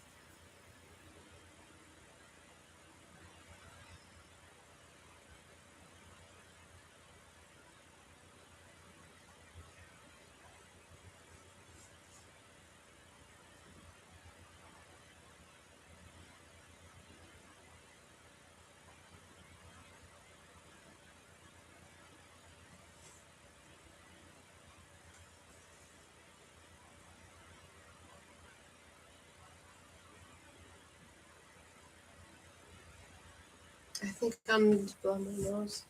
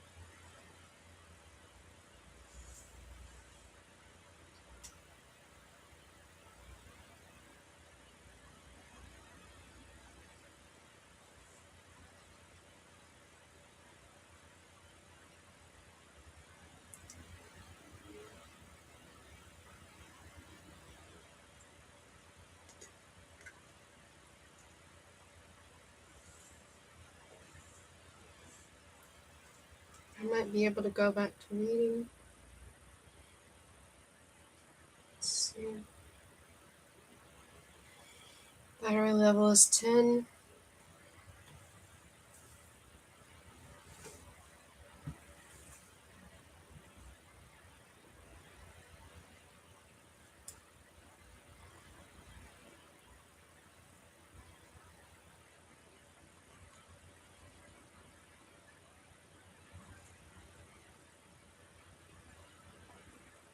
Will blinked at me, too drowsy to understand what had jolted him out of the pleasant dream he'd been having. "What time is it?" he mumbled. "5 o'clock. I just got back in my bag."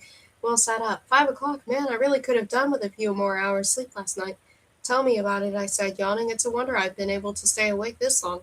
All at once Will's eyes narrowed to slits, and the last traces of his dream smile faded. "Lessons finished hours ago. What have you been doing in the book world all this time?" He gave me a piercing glance. I remembered I was supposed to be angry with him for not wanting to jump anymore. I swallowed hard. "Nothing that would interest you. I know you prefer to just bury your head in the sand." Will raised his eyebrows. "Is everything okay? Are you okay?" He seemed genuinely concerned. I bit my lip. "There's been a few problems, but even that you've turned your back on the book world now, I'm sure you don't care." "Problems with Sherlock Holmes books? No idea. I'm not responsible for them. But it might be happening there, too." I pushed past him to get to the path. "The thief is pretty diligent, at any rate." Today he ruined 2 stories in one go. He followed me. "Do you still think somebody's stealing ideas on purpose?" "I don't think it, I know it. We've seen it, okay?" "Okay," he said quietly. "So you've changed your mind? You don't think I'm being naive, and that the characters are just playing pranks on me? Or that I'm the one messing everything up?" He shook his head. "I've been reading Alice in Wonderland. The whole story is basically kaput. It does look really bad, and not like an accident. No crap." "I'm sorry, I didn't believe you at first. It's okay." As we made our way slowly down the hill, I told him about the latest thefts and about Elizabeth Bennet's carriage accident. "How exactly does somebody steal a cyclone?" asked Will the moment I'd finished. "No idea. I've been wondering the same thing myself, but," I said, looking straight into his great blue eyes, "did you happen to see Betsy when she landed back here? Did she have a rose with her?" Will stopped dead. "You think Betsy's the thief? Why would she do something like that?" I blew a stray lock of hair out of my face. "It was just a thought. Shere Khan reckons it might be somebody from Stormsay, and since I'm not sure what to make of that—" I fell silent. From somewhere overhead came a crunching, rumbling sound. Suddenly several things happened at once. Something very large and very heavy broke free of its moorings above our heads, and came half rolling down the hill, half hurtling through the air towards us. Will grabbed me by the shoulders and flung himself against me with such force that we both fell to the ground. I landed roughly on my hip bone, and jabbed myself in the ribs with my own elbow, and Will landed on top of me, and there, onto the very spot where I'd just been standing, one of the gigantic boulders that made up the stone circle came crashing down to the earth. The stone slammed into the grass so hard we felt a ground shake. I clung to Will in terror, digging my fingers into his back, while he shielded my head with his arms. The tips of our noses touched. At last everything went quiet again.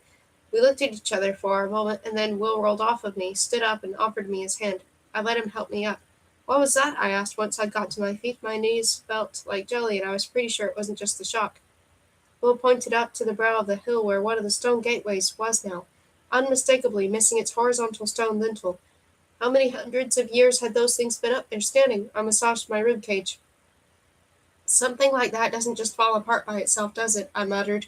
Will rubbed his face and eyes, and squinted back up at the now broken archway. "No," he said at last, "especially not at the precise moment you're standing underneath it. I would have thought." It was very difficult to recognize the monster, for it was cunning and disguised itself well. Unless you looked closely, you might almost have taken it for a human being. Almost.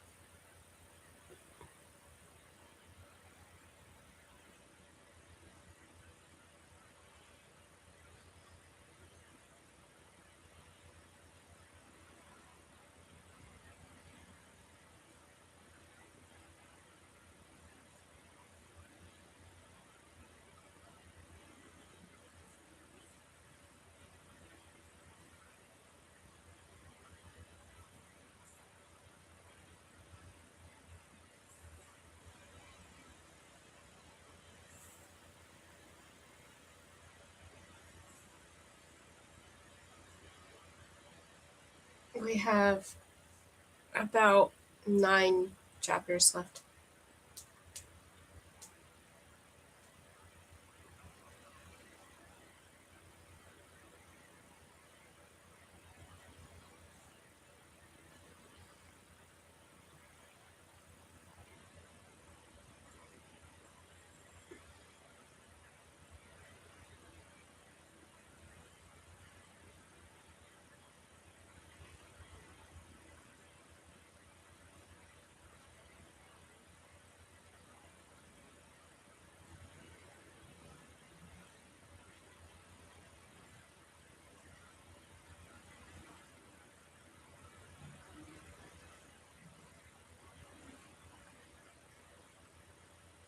Soon, visitors to Lennox House.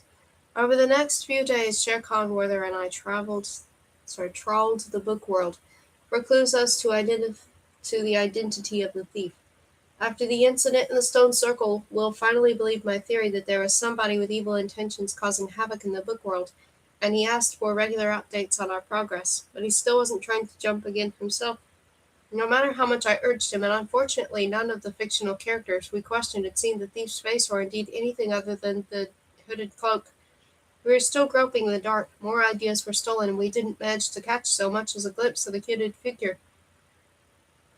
Whoever it was seemed to have learned from the chase through the Little Prince and Pride and Prejudice, and had now adopted a more circumspect and above all slower approach. By this time I was almost certain Betsy had something to do with the thefts.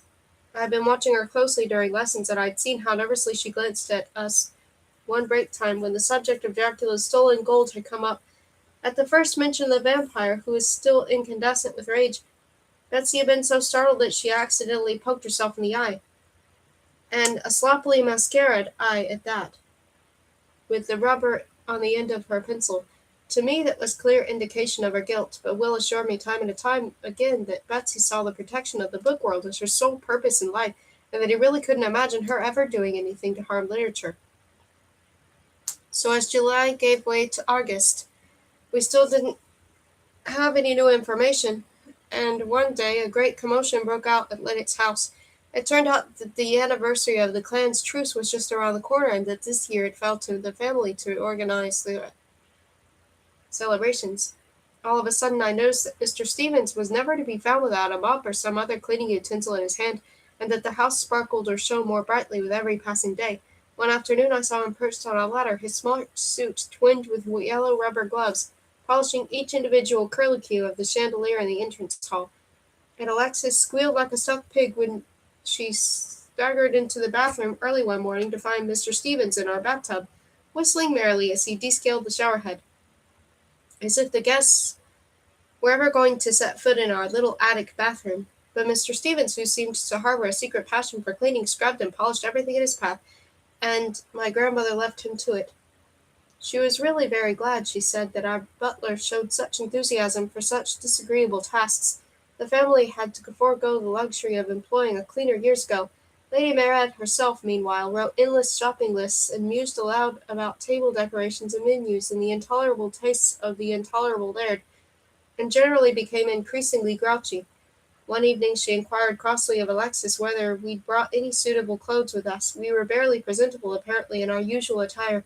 The next day we found ourselves drowning in a sea of fabric as we battled with the puffed sleeves of the cocktail dresses Mr. Stevens had brought for us on mainland. As I stood in front of the mirror on the evening of the party, my mood plunged as low as my grandmother's. My dress was bottle green, like the stag in our family's coat of arms, with a puffy tulle skirt that ended just above the knee. It looked like an excessively generous tutu, but what the dress lacked in skimpiness at the bottom it made for at the top. True, I didn't miss the enormous puffy sleeves which Alexis, thank goodness, had unpicked for me, but the neckline could have done with being somewhat less low-cut, and the narrow straps drew unflattering attention to my bony shoulders. Alexis was wearing an identical dress in wine red, and it made her look like a princess. Lady Merritt, at any rate, was delighted with her daughter when we stepped into the banqueting hall on the ground floor around 7 o'clock. But she seemed to resent the fact that I had slung on one of my baggiest cardigans over the top of my dress. Only a narrow strip of tulle could be seen poking out at the bottom. I get cold easily, I muttered. Lady Merritt, who was wearing a wine red and green checked shawl over her shiny black dress, did not reply. Perhaps it was not my outfit that the imminent arrival of our guest had made her expression turn sour, I thought, and at that moment Reed McAllister, Laird of Stormsay, announced Mr. Stevens from the other end of the hall. Lady Mare at side as the Laird, dressed from head to toe in tartan, rolled into the hall in his wheelchair. He was followed by Betsy and Will. Will was wearing a jacket that matched his dark hair beautifully, and a kilt. I've always found the idea of men in skirts faintly ridiculous, but seeing Will in his dark green and grey blue checked kilt, which sat so perfectly on his hips and showed off his well-muscled calves in their traditional knee-high socks, I promptly changed my mind. Will looked so different without his scuffed boots and old sweater. He seemed even taller than usual, and the check pattern on his kilt was the same color as his eyes. Stormy blue eyes. I gulped. Even though Will and I had seen each other pretty much every day for weeks now, and were getting on really well together, a strange feeling constricted my throat. An old fear I'd almost forgotten over the past few weeks, but which now threatening to suffocate me, the fear of being laughed at, being mocked. Why did he have to look so perfect all of a sudden? On Will's arm, looking no less perfect, was Betsy. She floated across the parquet floor in an ice-blue dress with a cowl neck and a train. As they came closer, I did up the buttons on my cardigan just to be on the safe side, and took a half step behind Alexis. I was trying to make myself invisible, but somehow I managed to do just the opposite. As I stepped backward, I collided with a chest-high marble pillar, on top of which Mr. Stevens had placed a vase full of roses for the grounds. The vase began to wobble, and though I lunged to catch it as it fell, shattered with a loud crash on the floor. Water and roses sprayed in all directions. Every head in the room turned to look at me. The old Laird let out a dry laugh. Betsy tittered. My face turned scarlet, and Alexis hurried off to fetch something to mop off the mess. I crouched down and started gathering up flowers and shards of broken glass, dunking my skirt in the spilled water in the process. Please do sit down, urged Lady Mare. Hoping to distract everybody, she moved to the head of the banqueting table, which Mr. Stevens had set with crystal glasses, weighty and silvery cutlery, and the good porcelain emblazoned with the family crest. The guests followed her. The great hall of Lydick's house, just like its magnificent entrance hall, had a vaulted ceiling covered in paintings and with chandeliers fashioned from golden letters. It was about the size of a sports hall, and must originally have been used for hosting lavish balls. For the handful of clan members left on Stormsay, however, it was far too big. The table looked lost in the middle of the enormous hall. In fact, with a few extra folding chairs, we'd have been able to fit everybody here into our tiny kitchen back home in Bochum. The families felt the need to show off their wealth, Alexis whispered to me a few minutes later as Mr. Stevens wheeled in a hog roast on a trolley. It was a strange assortment of people. On my grandmother's right sat the Laird in his wheelchair, wearing an old-fashioned suit with a waistcoat and a scarf around his neck instead of a tie. His head was bald and shone with a grayish tinge. His eyebrows met in the middle and lowered like a black beam over his eyes. He stared down at his plate, lips pursed. To Lady Mare's left was my Uncle Finlay, languidly unfolding his napkin. I'd given up on trying to know him by this time. I'd been to visit him twice in his shop, and both times he managed to evade every single one of my questions about our family. Instead, he talked about the weather and tried to palm me off with some tinned sweet corn that was on special offer. Opposite us sat Betsy and Will, and at the foot of the table Glenn, Clyde, Desmond, in their usual grey robes. It was customary for the clans to invite the book characters who had survived the Great Fire to the anniversary feast. Mr. Stevens stirred up enough dishes to feed a small army, glistening joints of roast meat, bowls of mashed potatoes and steamed carrots, croquettes, salmon and cream sauce, beans with bacon, various soups and salads, skewers of grilled vegetables, rice with spicy sauce, tofu cutlets. There was so much I seriously started to wonder when and how we'd managed to prepare it all.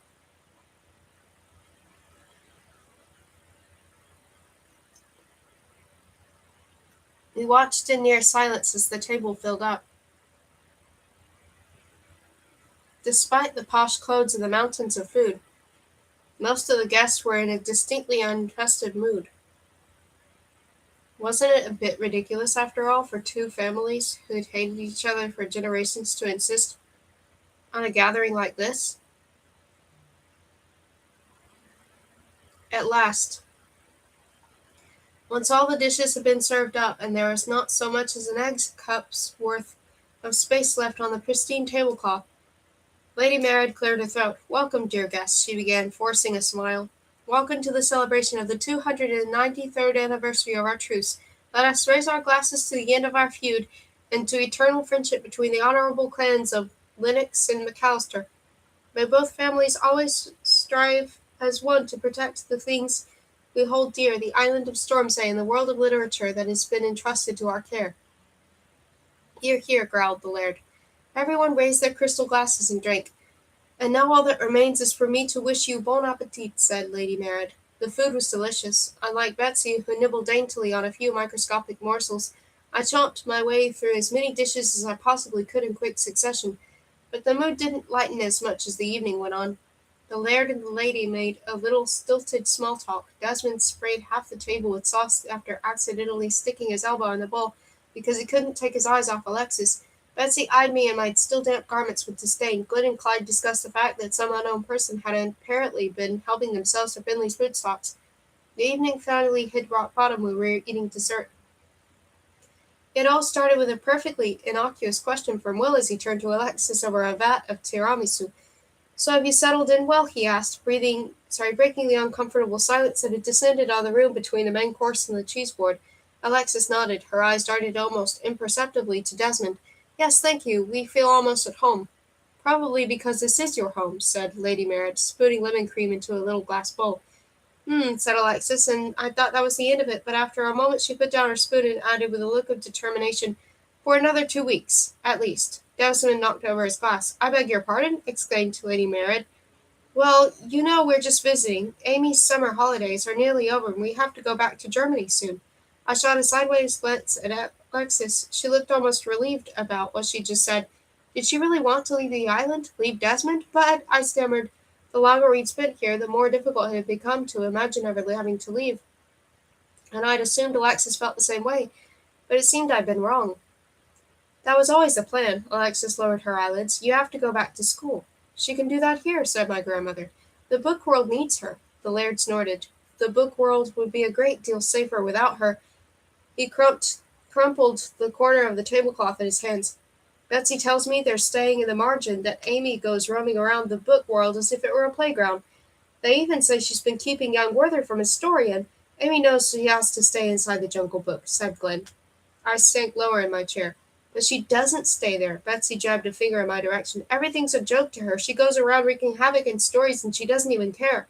Just look what she's done to Alice in Wonderland." I tried to protest, but the words wouldn't come. No, the characters are just playing the fool again," said Glenn. But Betsy was adamant. "In the book world, they're saying Amy jumps whenever she likes." "And wherever she likes," she cried. The whole table fell silent. "What is the meaning of this?" asked Lady Marehead. I felt the blood rush to my cheeks again. "Nothing," I mumbled. I haven't been sneaking up to the portal." "Nonsense, she's the one who's been using the stone circle at night," declared the laird, pounding the table with his fist so hard it set the crockery clinking. "Amy is a danger to everything we McAllisters have fought for hundreds of years. There's a thief stealing ideas," I cried. "Werther and I were trying to catch him, but he keeps getting away from us." I'd had just about enough of this. I was certainly not the biggest threat to the book world right now. The laird threw himself up to his full height in his wheelchair and glared at me. "So you admit it? What?" "That you've been meeting with young Werther. That the two of you go wandering through the book world from story to story, somewhere different every day." For a moment he rose unsteadily to his feet, but his legs could not support his weight. I let out a breath. "Yes," I said, "but I haven't been sneaking. You should never have been allowed to attend lessons. I knew it the moment I heard of your arrival. You ought not to have sent her to the secret library, Mered." The laird's eyes were almost popping out of their sockets. "She is a Lennox. She has a right to jump," hissed my grandmother, "and a duty." The laird let out an unpleasant laugh. "She is a further testament to the fact that your family is the worst thing that could possibly have happened to the world of literature. All she wants to do is throw her weight around. The naive little brat, and she has no respect for—" "Hey," Alexis broke in indignantly. I tried again. "She brings shame on all book jumpers," said Betsy, helping her father back into his wheelchair. "Yes, great shame," the laird agreed. And as he did so, I was suddenly possessed by another braver Amy I hadn't known existed until now. "Stop it," I yelled, jumping up from my seat. Alexis put a hand on my arm to hold me back, but I shook her off. I looked furiously at each of them in turn. "It's true, I never stayed inside the Jungle Book like I was supposed to. Not even once. Ever since the first time I jumped, I've been going into different stories, and often Werther does come with me, but the reason we're doing it is to look for the thief. Don't you get it?" There's something going on in the book world, something dangerous, something we have to put a stop to. Just look at the other books and you'll see Alice in Wonderland, The Wizard of Oz, The Little Prince. There are ideas missing all over the place. The stories don't work anymore. You can't just pretend that's not happening. But, murmured Glen, I talked myself into a rage. My voice echoed through the oversized hall as I continued. Everyone on this island is always talking about how it's our duty to protect literature, but you obviously don't really mean it, because that's exactly what I'm trying to do, protect it. I turned to Alexis. I'm sorry, but I'm not leaving. Not till we've caught the thief. A thief in the book world? A thief who steals ideas? That's ridiculous, bellowed the laird. His head had gone bright red, like a tomato with eyebrows. Oh, really? Asked Will. Do you still think Sherlock's death was an accident? Amy's right. There's something going on in the book world. And here on Stormsay, we have to do something. You're taking her side? Hissed the laird. A Lennox? He uttered our surname as if the word was something slimy and disgusting in his mouth. Will sighed. This is not about the childish hostility between our two families. It's about literature, he said. When are you going to realize the days of the clans and their feuds are over, bloody H? There are so few of us left. Childish, the laird grimaced. My grandmother had turned pale. Betsy was looking at Will as if she was seeing him for the first time. Suddenly everybody started shouting at once. I left the hall as quickly as I could. I hurried across the entrance hall and up the stairs and stumbled into my bedroom, where I switched on the bedside lamp and flopped down onto my bed. I could still hear Lady Marad and the laird yelling at each other from here.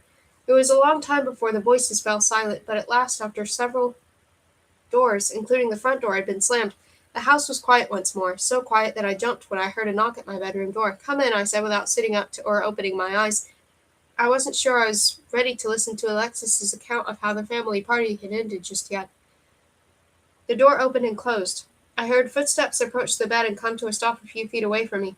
I hate family parties, I grunted.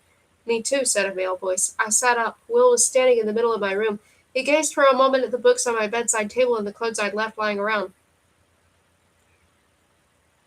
These anniversary dinners always end up with everyone shouting at one another. Don't worry, he said at last, crossing his arms. I'm afraid when people live on Stormsay too long, they lose sight of the important things. I rubbed my cheeks and eyes. They felt wet. It's really not like me to get angry and well to shout at people I barely know. I know, he said. Still, I'm starting to think you're the only sane person on this crazy island. You're right. We have to catch the thief before it destroys even more stories. Does that mean you're going to start jumping again? He blinked. I don't know.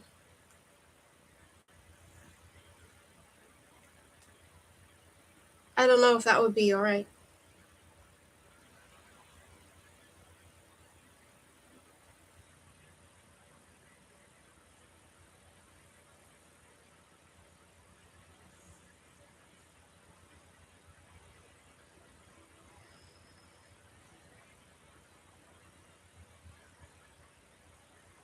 It would. I got off the bed and started to gather up some of the clothes and kick the rest of the sight.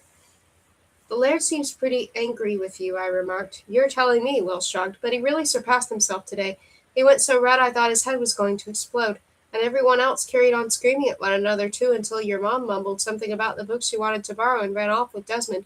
Betsy, Clyde, and Glim were taking the laird home, and he faltered. When I looked up, I found his eyes fixed on me. They seemed to have got stuck at a point somewhere a little way below my chin, where there was an unexpected softness in them. I looked down at myself and got a bit of shock. The buttons of my cardigan must have come undone in all the commotion, and my dress was visible in all its skimpy glory.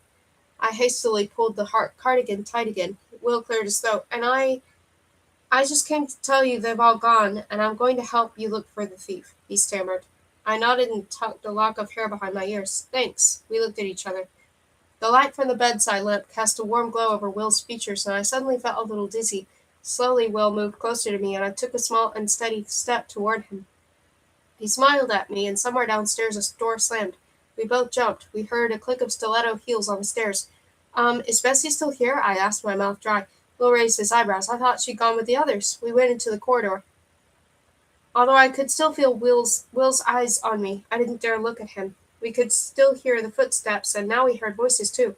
What was that all about? Hissed Lady Marad from somewhere below us. What on earth were you thinking? I just wanted to, Betsy muttered something. Will and I tiptoed downstairs. After 1.5 flights, Betsy and Lady Marad came into view. They were standing outside my grandmother's bedroom door. Now I did venture a glance at Will. What? I mouthed. Will shrugged, perplexed. Trying not to make a sound, we crouched on the stairs and peered down at them through the banister post. You wanted to shout it from the rooftops? Hissed Lady Marehead. She had drawn herself up to her full height in front of Betsy and was glaring at her. Betsy, who was standing with her back to us, shook her head vehemently. No, I thought that if everyone thought nonsense, we'd agreed, had we not? Besides, I don't like the way you talk about my granddaughter. She's reckless, Betsy retorted. She is a book jumper like you, and she's talented. She's sticking her nose in where it's not wanted. Enough, Betsy snorted. It's not as if I enjoy doing favors for our Linux, she said sharply. I gasped in surprise as she continued. And we're not out of the woods yet. What if she finds out? Lady Mare had suddenly lifted her hand and signaled to Betsy to be quiet. She looked up. Will and I pressed deeper into the shadows. I thought I heard something come. My grandmother pushed Betsy into her room and disappeared after her. The door closed behind them, and we heard the sound of a key being turned. It's almost as if the two of them had something to hide, I whispered. I told you we need to keep an eye on Betsy, Will grimaced. And perhaps on Lady Merritt, too, I thought. That night Will had a strange dream. He was back in Baker Street, in Sherlock's study, and the darkness was thick outside the window. But Will took up the magnifying glass from the desk anyway, the way he often had as a child. His hand fastened around the smooth, familiar handle. He turned the lens away, this way and that, and although there was no sunlight, a fairy fleck appeared on the white stucco ceiling. It was a big, bright fleck, green and red and glowing. It was Amy. Amy in her green fairy dress. Her long hair fell shining over her shoulders and down her back, and her eyes sparkled. She floated just below the ceiling as if it were the most natural thing in the world. She smiled, and at the same time she looked afraid. What's wrong? Asked Will. What are you afraid of? I won't let you fall. The fairy Amy didn't answer. Her tulle skirt brushed the chandelier. She wants to be invisible, said Betsy. Will turned around and saw Betsy in one of the two armchairs by the fireplace. She was wearing a long hooded cloak and stroking the hound of the Baskervilles' head. It is a great honor to belong to the McAllister clan, she declared. A great honor. You must forget Amy. Will sniffed. She needs my help. He carried on turning the magnifying glass this way and that, and now Amy went floating along the walls. She paddled with her arms like a swimmer to propel herself forward. Amy and the book world, both of them, said Will. Betsy drew her hood over her face so that the shadows fell across her features. Now I'm invisible, too. Will was about to tell her that he could still see her, but at that moment the door opened and Holmes came in. He was wearing his checked suit and his pipe in his mouth. What's that? He cocked his chin in Amy's direction. She was currently gliding up on one of the heavy curtains. Will raised the magnifying glass. Nothing, just a fairy fleck, he said. Like before. Like before? Asked Holmes, dropping onto the second armchair. Suddenly his suit was wet and there was seaweed in his hair. Nothing is like it was before, said Holmes, his voice a hoarse rattle. He looked pale and bloated. Nothing at all. What's happened? Asked Will. Don't you feel well? But at that moment, without a sound, the great detective's eyes grew sightless. They stopped moving, stared blankly into space. Then Will saw the blood. The carpet was soaked with it, thick and heavy and red. The blood was everywhere. It flowed from Holmes' chest, for there was a hole there where no hole should have been. It flowed over Holmes' stomach and thighs and dripped from his knees. And in the hole in his chest was a dagger, cold and silver, with jewels glittering at its hilt. Will dropped the magnifying glass, and it landed with a squelching sound on the wet carpet. Blood spattered up Will's ankles. The monster, somebody whispered. The monster! Will spun around, but he didn't know where the words were coming from. Betsy's face was still in shadow. And Amy? The fairy fleck by the ceiling had disappeared. The night crept closer to the monster, softly, softly.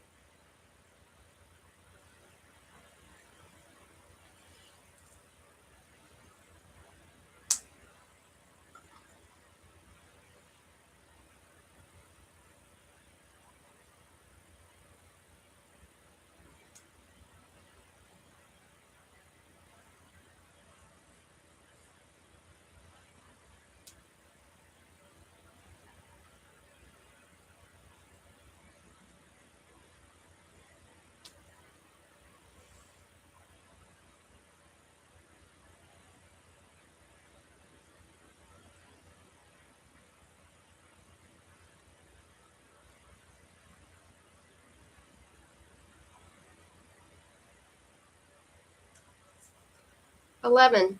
The Child on the Moor.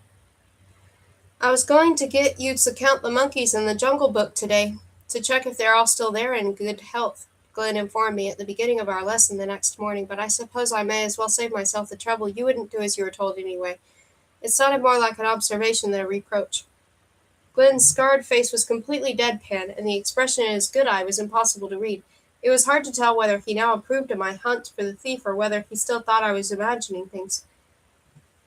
"Off you go, then, and jump," he said at last to Betsy and me, and we did. As Will examined the broken archway and the stone circle, Betsy disappeared as usual into her collection of fairy tales. I landed shortly afterward in the Jungle Book, where Shere Khan told me that unfortunately Werther would be unable to accompany me today. Apparently he'd been neglecting some of his duties in the book world, and he had to spend the day attending to them. Falling in unrequited love, for example, and committing suicide, that sort of thing. So the tiger and I set off alone. We spent the whole morning trawling Don Quixote. In the afternoon I jumped from my bedroom and we investigated one of Shakespeare's sonnets. In between times we went to the margin to see if there were any more rumors doing the rounds about missing ideas, but to no avail. Either the thief had got a lot cannier recently, or he or she was taking a break from stealing. It wasn't until late in the evening that I crawled into bed back into the outside world, feeling very frustrated. I had planned to jump once more before going to sleep, but I suddenly got the feeling that it probably wouldn't do any good. Even if the thief did strike again, it was pretty unlikely that I'd be in exactly the right story at exactly the right time. Since the previous day, however, I'd been more determined than ever to stop the thief. Once Will had said they'd help me, I'd even thought it would be easy for some reason. But of course there wasn't actually a lot Will could do if he kept refusing to jump, was there? I tossed and turned for some time. It was already midnight when it occurred to me that at last there was something I could do. I groaned aloud with frustration and clapped a hand to my forehead. The solution was so simple, I couldn't believe I hadn't thought of it before. I slipped on my jacket and shoes and tiptoed through the corridors of Linux House.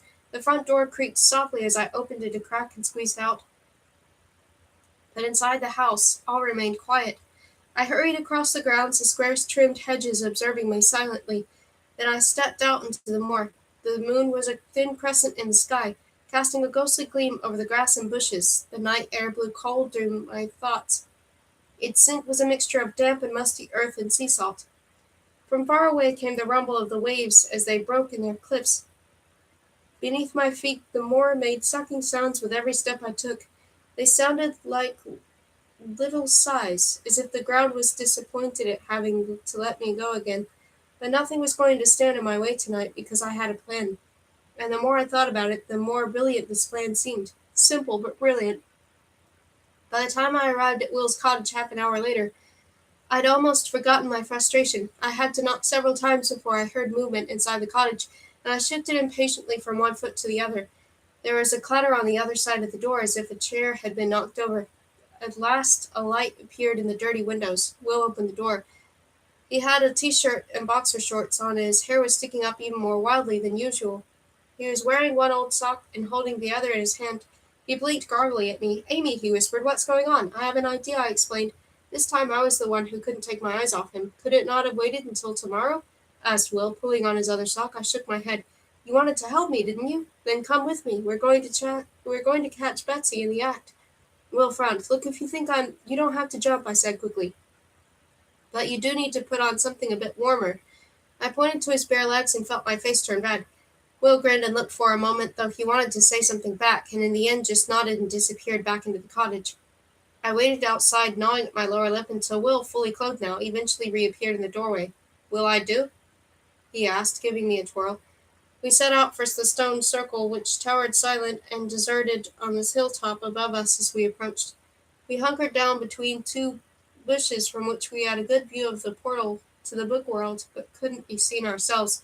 And then we waited a long time. At first we didn't say a word, and we looked warily in all directions at the slightest sound. But as time went on, and the night grew colder and darker and eerier, my feet went numb and I started shivering. Will gave me a sweater, and we huddled a little closer together. "I'm sure she'll be here soon," I said through chattering teeth. Will put his head in his hands. "I still can't imagine Betsy jumping in secret.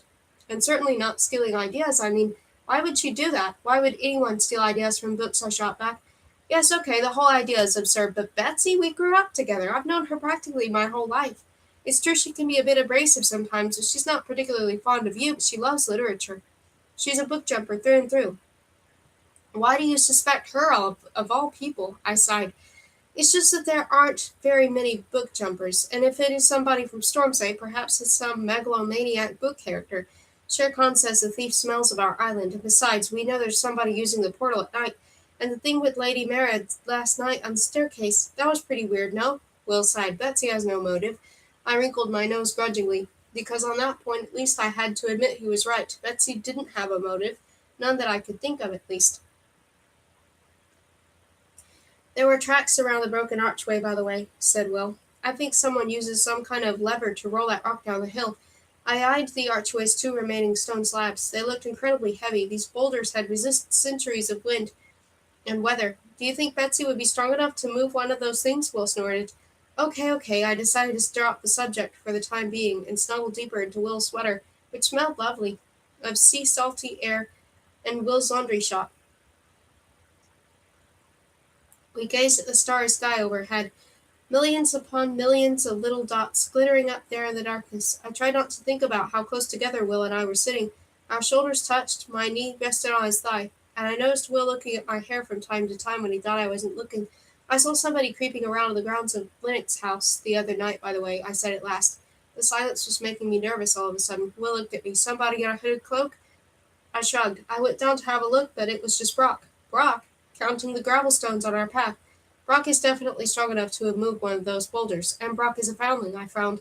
What if he hadn't come from very far away at all? What if his mother or father belonged to one of the clans, and had abandoned him? Was that too far-fetched? Might he have... I began, but Will put a finger to his lips. With the other hand he pointed to one of the bushes on the opposite side of the stone circle. There was something moving there, something human. A figure slipped out of the shadows in between two of the stone archways. She was wearing a long robe, and her hair fell like a curtain across her face. She was small. She was not Betsy. Facing away from us now, she crouched beneath one of the gateways. In her hands she held something barely any longer than a finger. It looked like a part of the spine of an ancient book. Will and I stood up. We moved slightly toward the figure. Not until we were standing directly behind her did Will clear his throat. She turned around. Her face was narrow, her nose pointed, and her long dirty hair came down to her hips. There were leaves and bits of moss tangled in it, and as she hastily stuffed the object she had been holding into a bag, I saw that her hands weren't even half the size of mine. It was a little girl. A little girl staring at us, eyes wide. For the length of a heartbeat, we looked at one another, bewildered. Who was this girl? Where had she come from? What was she doing here in the middle of the night? But before I could even ask one of those questions, the child recovered from her shocked paralysis, turned on her heel, and bolted. Ducking and diving like a fleeing rabbit, she sped down the hill and out onto the moor. We sprinted after her. The girl was nimble, zigzagging this way and that, but we kept her in our sights. I ran as fast as I could, so fast I could hear my own heartbeat hammering in my ears. Eventually, though, I fell behind Will and the child. The moor was vast, but the farther I ran, the more familiar the bushes and pathways became. Will's cottage soon emerged from the darkness. As I approached, I could see that Will had managed to grab hold of the child by the upper arm and was attempting to maneuver her through the door. The three of us stumbled inside the cottage. Will shut the door behind us. I switched on the light and was shocked by what I saw. The child was standing in the middle of the room, looking around as if hoping to find an open window to escape through. Outside in the moonlight, I'd hardly been able to see a thing, but now I saw that the child was skin and bone, and much dirtier than I'd first imagined. Her skin was covered with dried mud and stretched tight over the sharp cheekbones. Her blue eyes were set deep in their sockets, and the color of her dress was faded beyond recognition. It was threadbare and stained so full of holes that the child's skinny body showed through the fabric. Her ribs stuck out too much. The hem of her dress was soaked with mud, which was dripping off into the floor. The child seemed to sense that she was trapped, and after a while she stopped looking around for an escape route. Instead, she turned her eyes on us and pursed her lips defiantly. Don't be scared, I said. We won't hurt you. Who are you? What's your name? Asked Will. She didn't answer. She dug her bare blackened toes into the rug without a word. How did you get to Stormsay? How old are you? What happened to you? The little girl turned away and started wandering around the room. She ran her tiny hand over the sofa upholstery, and then spotted a loaf of bread and a jar of jam on the shelf by the window and reached out to grab them. Are you hungry? I asked. The child fished out a slice of bread and tried to open the jam jar, but the lid was on too tight. Will took the jam of the loaf from her and started making a sandwich. The child stood on tiptoe and rocked forward and backward spellbound, watching his every move. No sooner had he spread the first slice than she snatched it out of his hands and bit into it. She wolfed it down in a matter of seconds. "I'll take that as a yes," said Will, spreading jam on another slice of bread. "Perhaps she can't understand us," I mused. Will shrugged. "Hello, my name is Amy," I tried in German, as the little girl polished off her second slice, but to no avail.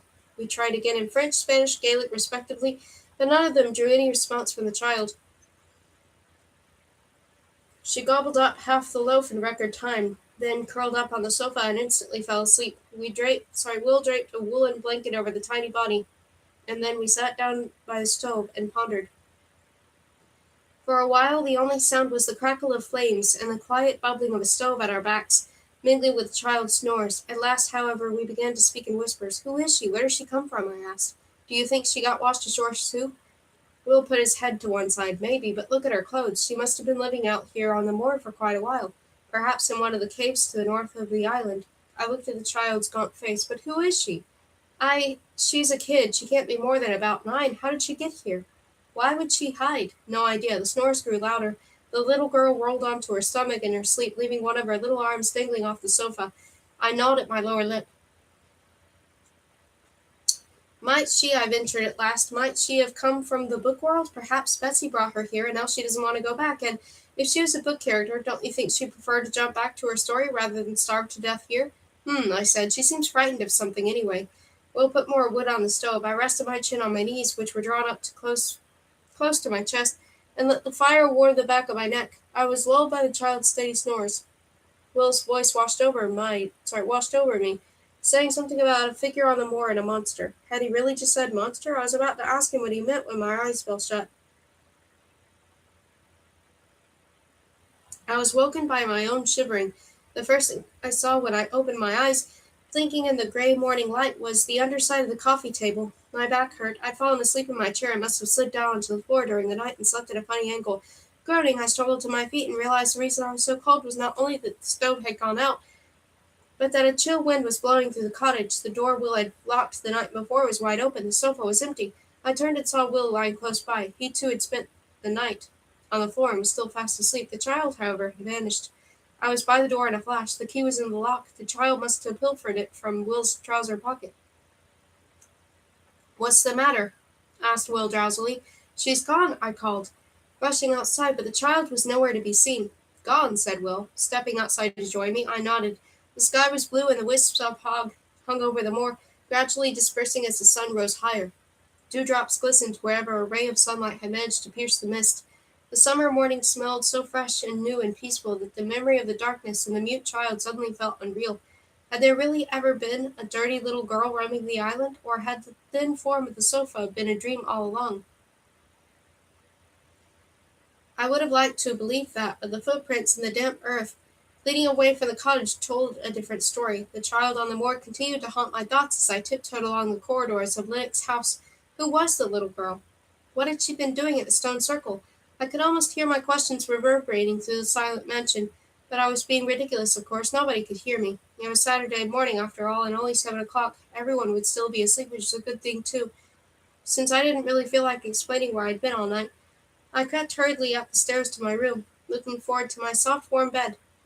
I would close the curtains and pull the covers up over my head and treat myself to a nice song to lie in.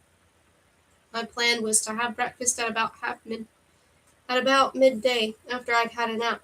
Then later I might go and see Will, and we could look for the child together. Something inside me rejoiced at this thought, and a kind of warmth spread through my chest, a warmth that fascinated and scared me at the same time. Or was it just tiredness? I reached my bedroom door and had just laid a hand on the doorknob when I heard footsteps beside me. "Oh, excellent, you're already up," cried Alexis, climbing the stairs toward me with a jam sandwich in her hand. "I was just coming to wake you up." "What?" I said. "Why? It's Saturday, isn't it?" "Exactly," Alexis beamed at me. I raised my eyebrows. Was I missing something? Alexis looked at her watch and murmured, "Perfect, perfect. This means we can get going straight away. Go grab your jacket and I'll wait for you here, okay?" "What is that baggy old sweater you've got on?" I said. I realized I was still wearing Will's sweater. I know you like baggy clothes, but you couldn't have found anything more shapeless if you tried, could you? I shook my head. Alexis, seemingly unable to wait any longer, charged past me into my room and without any further ado, fetched my jacket herself. 5 seconds later, and she was already hustling me down the stairs. So where are we going? I suppressed a yawn. We're having a day out, Alexis explained. We're going to Lerwick. I've already arranged the whole thing as a surprise. Aren't you excited? Lerwick, I asked. Isn't that on mainland? How are we going to get there? By boat, of course, Alexis laughed. What was she so chirpy about all of a sudden? She practically dragged me down the stairs I'd just climbed minutes earlier, bundled me through the huge front door, and ushered me across the grounds. We arrived in the village at a run, and hurried past Finley's shop. Brock was sitting on the steps outside his house again. He was counting princesses today, he told us as he wished him good morning. Alexis was number 1 and I was number 2. He'll probably count us again on the way back, said Alexis with amusement. What time will we be back? I asked, thinking longingly on my 4-poster bed. Alexis didn't answer. The jetty was in sight now, and she was waving to somebody in a little motor boat. At first I thought it was a ferryman who had brought us to the island when we first arrived, but then I noticed the blonde hair and the youthful physique. It was Desmond. He'd swapped his monk's robes for jeans and a checked shirt, and grinned as we clambered into the bobbing boat beside him. I swallowed hard. It had just dawned on me that I was going to be spending the day with 2 lovebirds, who, however unbelievable it seems to me, also happened to be my parents. Alexis and Desmond greeted each other with a kiss while I pretended to be picking a bit of fluff from my sleeve. And Desmond started the motor, and Alexis burbled something about our first ever family outing together. The boat glided out into the open sea, which was far more kindly disposed toward us today than it had been the last time. The water was clearer than I would have expected in these latitudes, and sparkled in the sunlight. If it hadn't been for the cool breeze that played around our faces and tugged at our hair, we could have been forgiven for thinking we were somewhere in the tropics. The journey to mainland took about 2 hours, and the farther we got from our island, the less I thought about the child on the moor. The memory of her skinny, dirty body faded with every mile we put between ourselves and Stormsay. Lerwick Harbor, where we eventually moored the boat, was small, as was the town itself, but after weeks on Stormsay it felt like a buzzing metropolis. There were people everywhere, and shops and supermarkets and cafes and a bank. Lerwick is tiny in comparison to Bochum, but it felt almost hectic to us now. I hadn't realized how much I'd missed this hectic pace of life. Alexis and I plunged into the colorful hustle and bustle, browsing the shop windows and watching the passers-by. Only Desmond looked uncertain, surrounded by all these people. He held Alexis's hand and jumped whenever somebody went by on a motorbike or a baby started crying. I haven't been here for nearly 100 years, he said quietly, his eyes glued to a shop window full of plasma TVs. Well then, it's about time, said Alexis, with a sideways smile at him. 10 minutes later, we were standing in a clothes shop, with Alexis pulling one brightly colored sweater after another off a pile and holding them up against me. This one is Scottish lamb's wool, she told me. That'll keep you warm. I sighed and nodded, having already realized that she would not rest until she had purchased me a particularly flamboyant specimen. I resolved never to wear it. Desmond seemed to have opted for the same strategy when she thrust a plastic bag containing a bright yellow raincoat at him. He merely muttered something about his monk's robes, which were apparently very waterproof, and took the bag from her anyway. Around noon we went to a bookshop in which perfectly ordinary people were buying perfectly ordinary books to read in a perfectly ordinary way. In the children's section I spotted an illustrated edition of The Jungle Book, and suddenly Stormsay and the book world felt like a dream. A lovely dream, from which it would hurt to wake up. I turned away from the children's books. Alexis was buying a Newbegin cookbook. Desmond had stopped by a shelf of volumes of medieval poetry and was gazing at them wistfully. An elderly lady, meanwhile, was waving a copy of Pride and Prejudice around under one of the shop assistants' noses. She declared furiously that the story was not as she remembered it, and that Elizabeth Bennet's broken leg was an outrage. I gulped. Okay, said Alexis, returning from the till and pulling out a shopping list. Now the health food shop? Desmond was still looking at the poetry books and didn't seem to have heard her. I yawned. Or a coffee, I suggested. I was so tired by now that I reckoned a sizable dose of caffeine was the only thing that was going to stop me falling asleep on the spot. Alexis nodded. Let's split up, then. So while Alexis set off in the search of biodegradable shampoo and vegan sandwich paste, Desmond and I sat down outside A tiny red building with a stepped gable had a tiny round table. I ordered us 2 cups of coffee and a double espresso, which I downed straight away. There was a busker standing outside the building opposite, playing a jazz piece on a saxophone. It was the music that finally brought Desmond out of his reverie. He smiled suddenly. "Your mother and I danced to this song on her 16th birthday," he said. "Really?" In my mind's eye, a younger version of Alexis whirled around and around in Desmond's arms. Her red hair flew out behind her. They were both laughing. Desmond nodded and looked as though the same film reel was playing in his head, but his smile quickly gave way to a bitter expression. Was it really the age difference that had kept him and Alexis apart, or something else? I remembered the look on his face just now in the bookshop. "Do you find it really difficult being here?" He cleared his throat. "Well, I'm not used to so many people. That's not what I meant." Desmond cupped his chin in his hands and hesitated for a moment. "I don't belong in the outside world," he said slowly. "I don't fit in here, and that will never change, but You still like being here?" "No, but I have come to terms with what's happened." He stared down at his coffee. "And I'm thankful for having had the chance to meet Alexis. She is the love of my life." "You're very like her, by the way." I snorted. "As if." "Yes, really." He looked at me. The corners of his mouth twitched once or twice before he spoke again, as if he was wondering whether to say what he was thinking. "In the book world, I never would have had the chance to be a father," he murmured at last. "I honestly can't believe I have a wonderful daughter like you."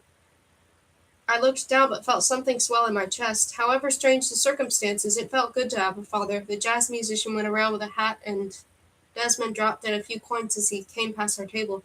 "Some characters in the book world have children, though," I said, thinking of Mr. and Miss Bennet and their 5 daughters. "Of course," said Desmond, "if the story dictates it." "And your story didn't?" "No. You were a knight." "Yes. Were you happy?" He sighed. "Yes and no. I managed to defeat the monster, but the way it happened was—" He closed his eyes for a moment. "In the story the knight had to die at the end, and it was not a good death," he explained haltingly. The cup clinked, and I set it down a little too violently in its saucer. "Did you get killed?" I whispered. Desmond didn't answer. Instead, he drained the last of his coffee, sprang to his feet, and beckoned to Alexis, who was crossing the road toward us with 2 large shopping bags. She was a bit out of breath when she arrived, and she beamed and flopped down on the chair between us. "Do you remember?" she asked Desmond, nodding in the direction of the busker, who appeared to have a rather limited repertoire and was playing the same song over again. Desmond nodded. "How could I forget?" When he finally came face to face with the monster, he did not realize it at first. When he saw, it made no sense. Or did it? A pearl of recognition formed in his mind. He was afraid. Then he reached for his weapon.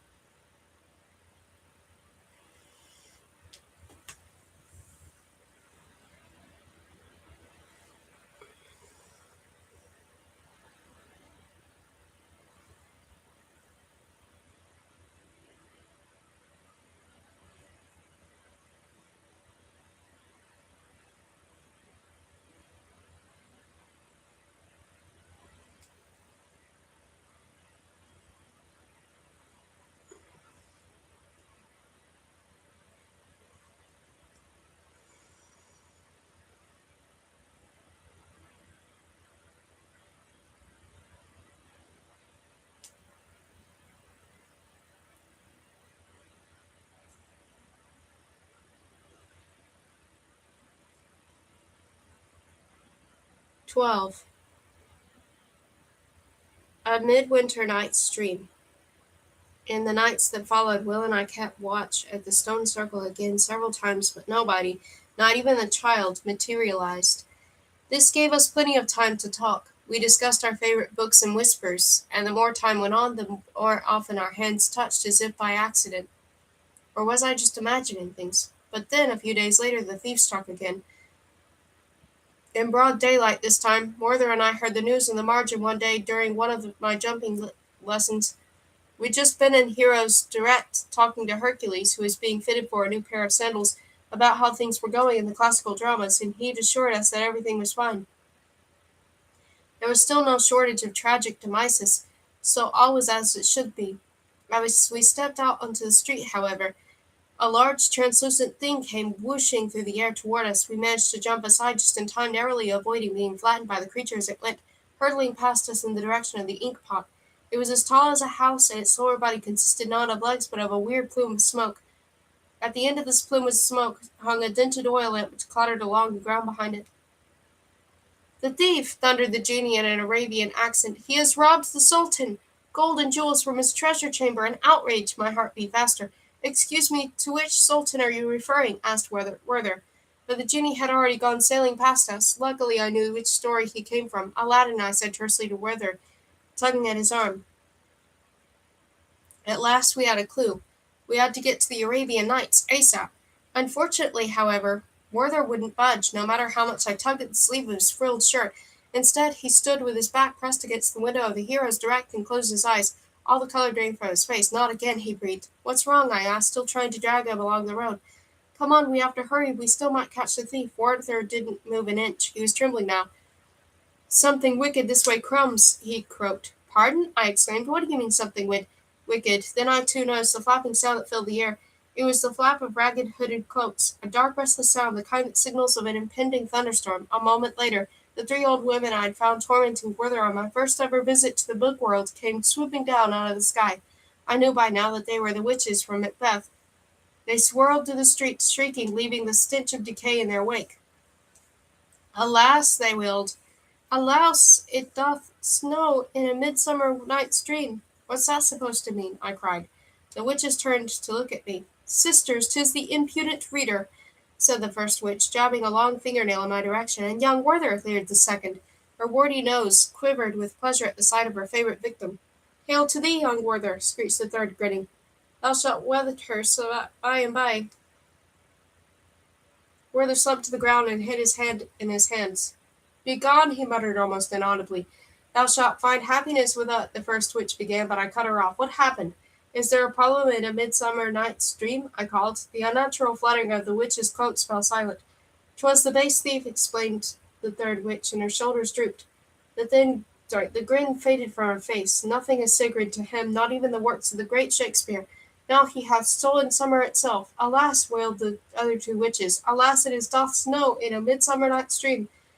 "But I thought Betsy had only just stolen from a sultan and Aladdin and the magic lamp," I murmured. "How can that be?"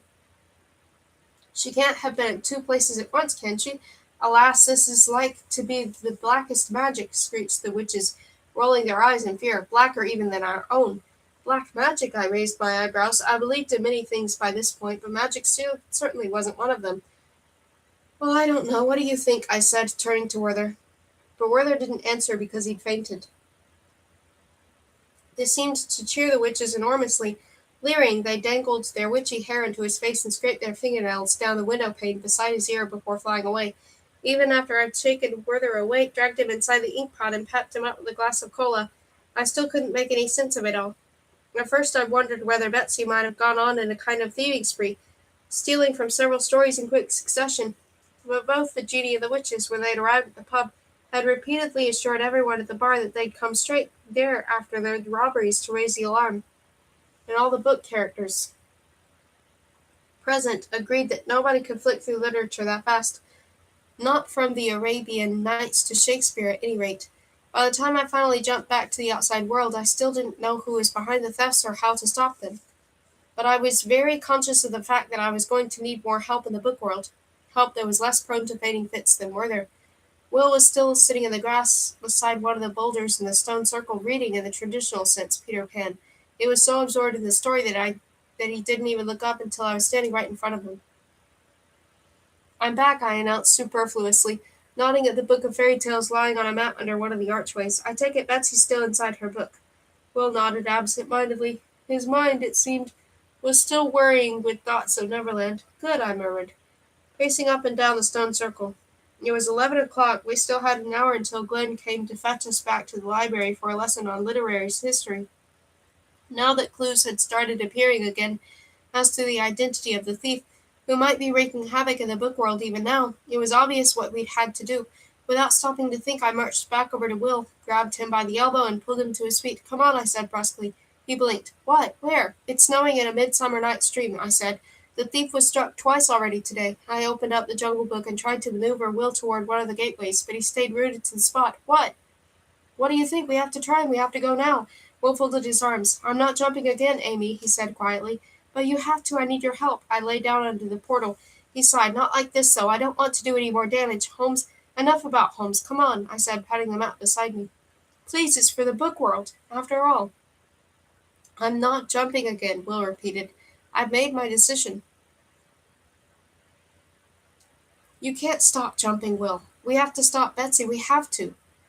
How could he not understand that? A knot of anger tightened in my stomach. But I still don't think Betsy effing H, I shouted. Then it's somebody else, Will. Whoever the thief is, or for whatever reason he or she is stealing ideas, it's destroying literature. Doesn't the book world mean anything to you? All the stories we love? What if Peter Pan is next? Will's jaw tightened. He gripped his favorite book so hard his knuckles went white. You can't just stand by and watch, Will. That's not what Holmes would have wanted, is it? I looked him straight in the eye. He was silent. 3 seagulls were circling overhead. Their screeches were not unlike those of the witches, only quieter and less piercing, as if the 3 old women were calling to us for help from far away. Will tipped his head back and looked as if the flying gulls without really seeing them. His eyes were fixed on a point somewhere beyond the clouds. I could see him searching his soul, wrestling with himself. The roar of the waves that drifted up to us from the shoreline sounded like the storm of thoughts inside his head. Then, after what felt like an eternity, Will took a very deep breath and sighed. No, he said at last, his voice firm. You're right. Holmes would have wanted us to catch the thief. Holmes never lets a criminal get away. He sighed.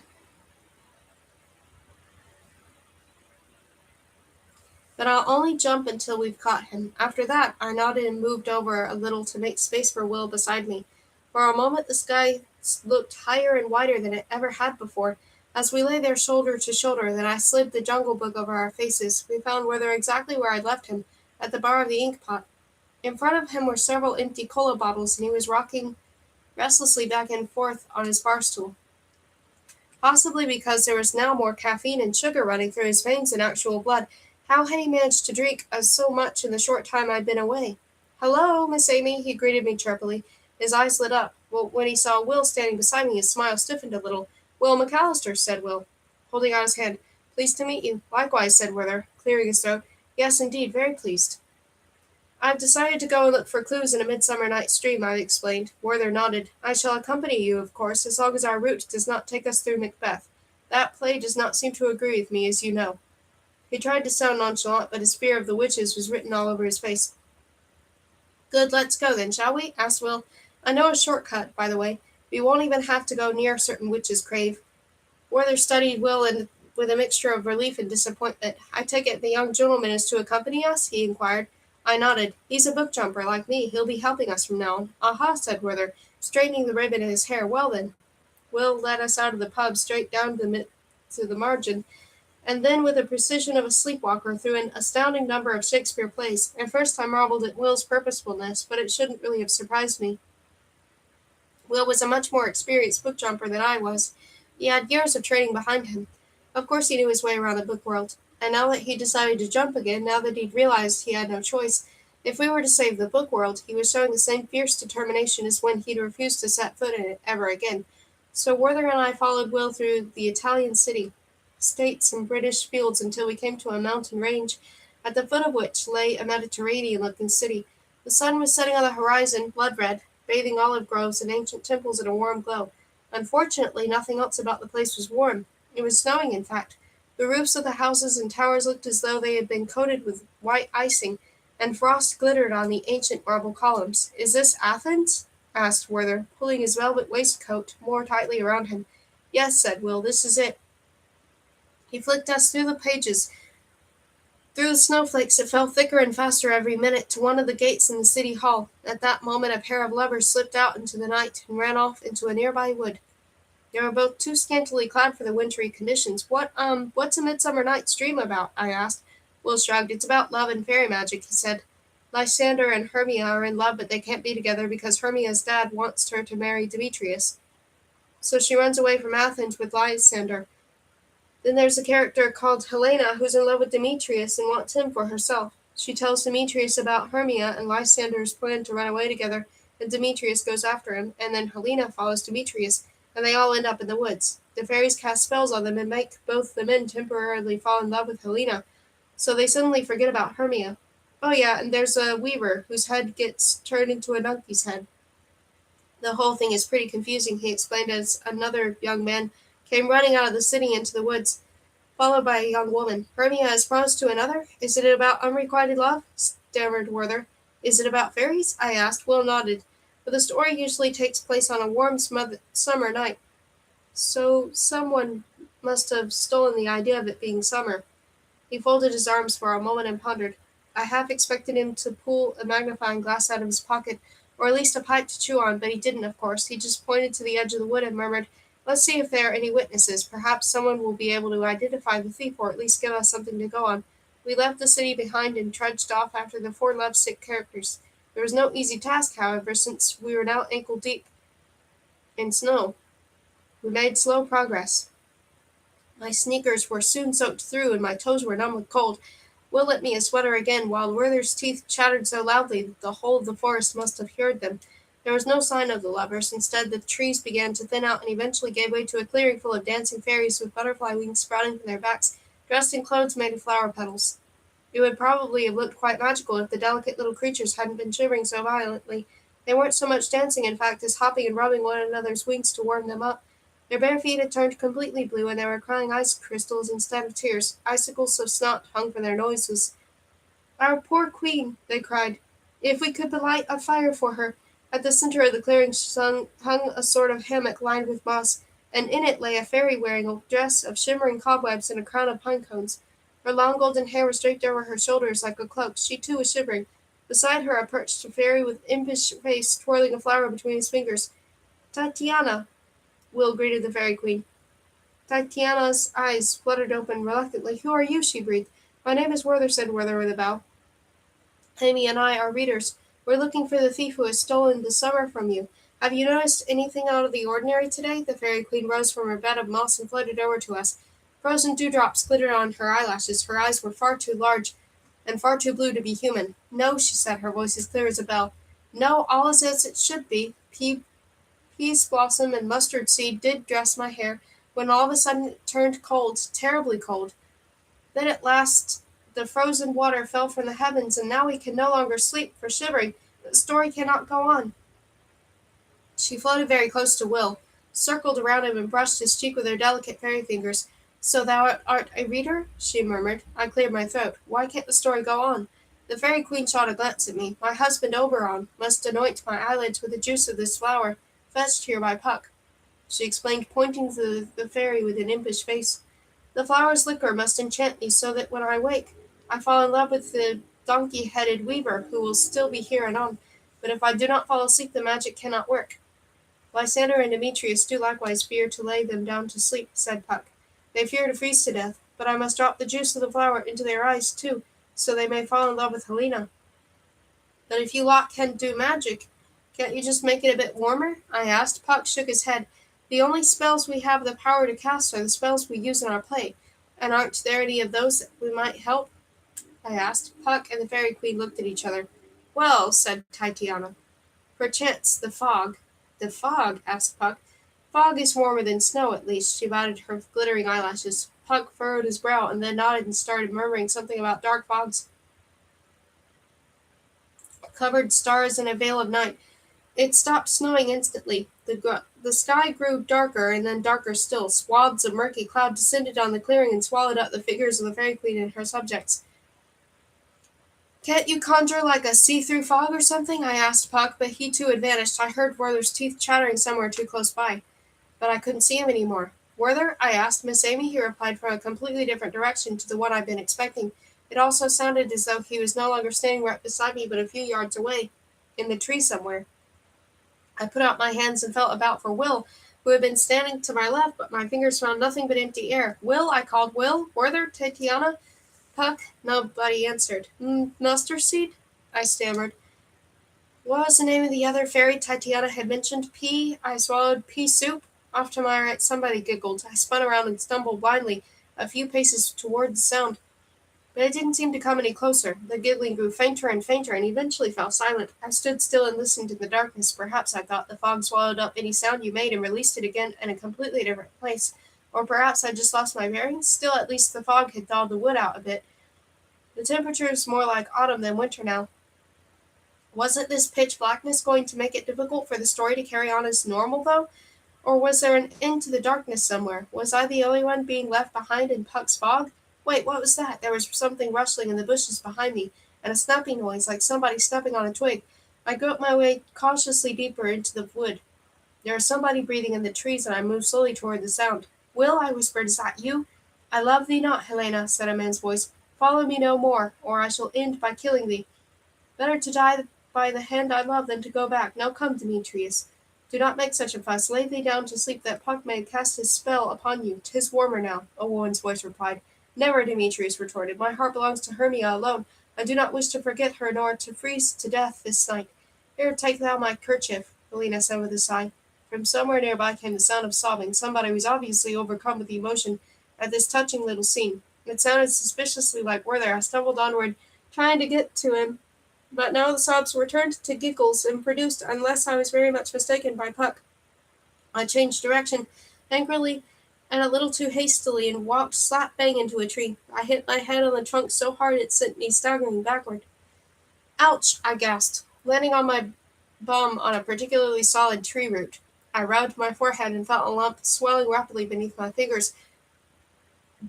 Great, and to think I was actually less clumsy in the book world than the outside world, although I'd probably been tempting fate a bit by running through a forest in the pitch dark, to be fair. When I got to my feet again, I felt slightly dizzy. My forehead throbbed, and I groped my way through the darkness even more gingerly now.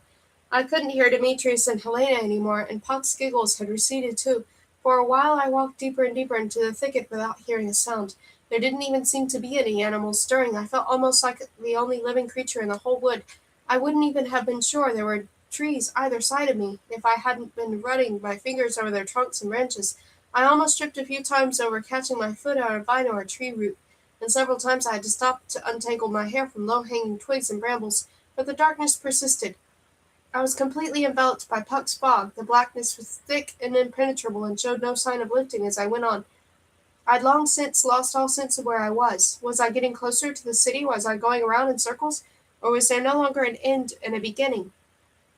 Had the darkness become all-encompassing, omnipresent? I started to feel afraid. Where was I? Where was Will and Werther? Where were all the characters from the play?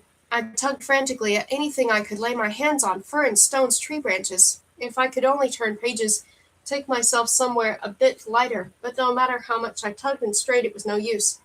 The corners of any of these pages, had I really come so far from any sort of plot? Shouldn't I at least have come to the edge of the play eventually and crossed over to another story? Was there no way out? Panic welled up inside me. A little voice in my head whispered spiteful things. You're lost. You're never going to find your way out of this wood. You're going to die in this fog.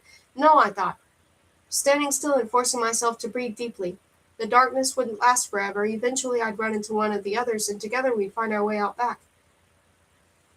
I would get out of this book. I just had to stay calm. Damp, cold forest air filled my lungs, but my heart was still racing. Panic clutched at my throat with a grip like iron, and I couldn't shake it off. And then I saw it all of a sudden in the darkness. It was a blade. The silver blade of a dagger flashed before me. Its bright gleam hurt my eyes. I gasped.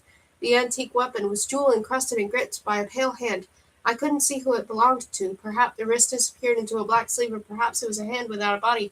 Floating through the night, one thing was certain. The hand was preparing to strike. The blade glinted in the blackness of the fog, and dagger hummed through the air. Something was driving it toward my chest. Somebody was aiming for my heart. I realized all this within a fraction of a second. I heard myself scream. At the same time, I took a step backward, tripped over a stone, and fell. The blade missed me by millimeters. The back of my head cracked against a tree. I blacked out for a moment. When I came to, the dagger and the pale hand that held it had vanished. I blinked. The blackness was total once more. It surrounded me, heavy and unbroken. I sat there with my back to the tree trunk. My whole body trembled. I listened intently to the darkness. Was I alone again? You are going to die in this wood, whispered the cruel voice in my head. You see? You're going to die just like I said. It's only a matter of time. Tears welled from the corners of my eyes and trickled down my cheeks. I didn't wipe them away. Perhaps it was only a matter of time until the attacker found me and tried again. I thought. Then I heard the footsteps. I knew I had to run, but my body was paralyzed and I couldn't move. A rustling noise nearby. There was somebody there, far too close. I held my breath. Amy? Amy, where are you? Was that you screaming? It was Will's voice, unmistakable. Amy, is everything okay? Will, relief flooded through me, and out I let out my breath. I'm here, I whispered.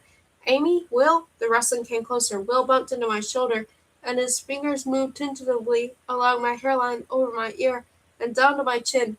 Why are you crying? Asked Will. I felt him lower himself to the ground beside me.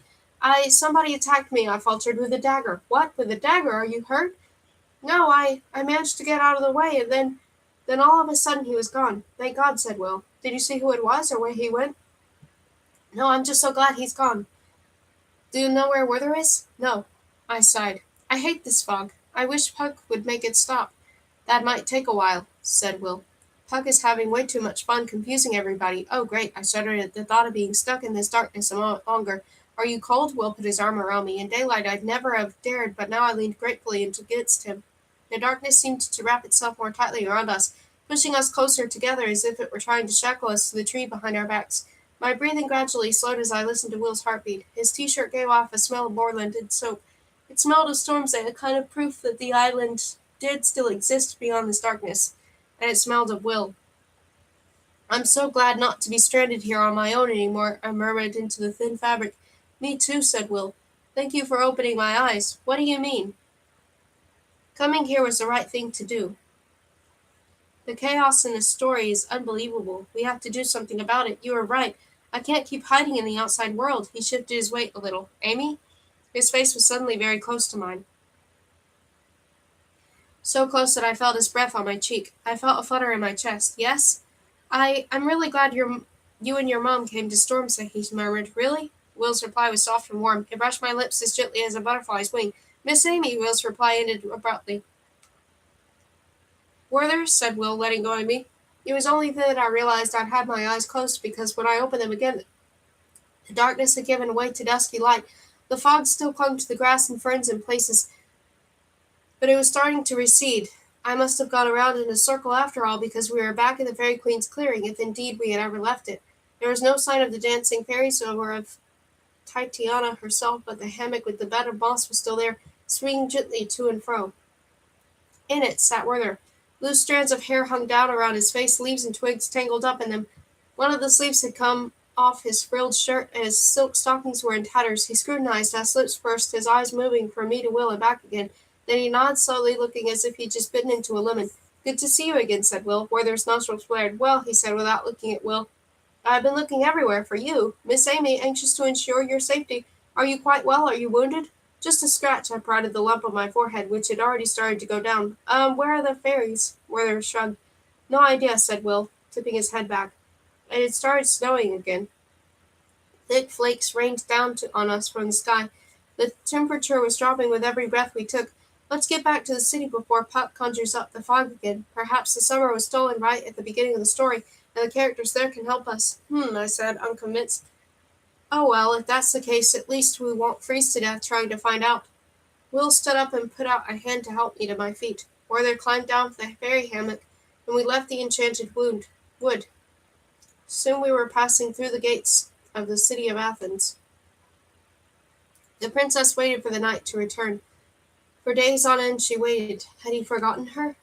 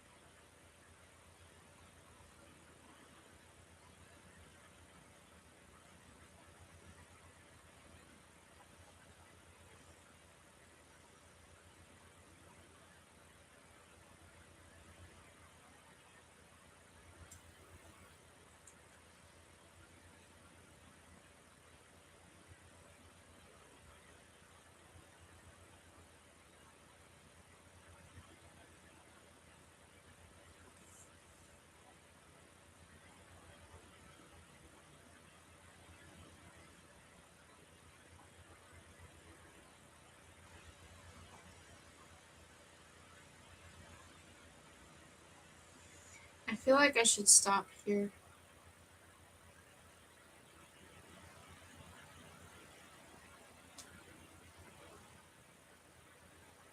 and maybe resume a little bit later. Let me see how much.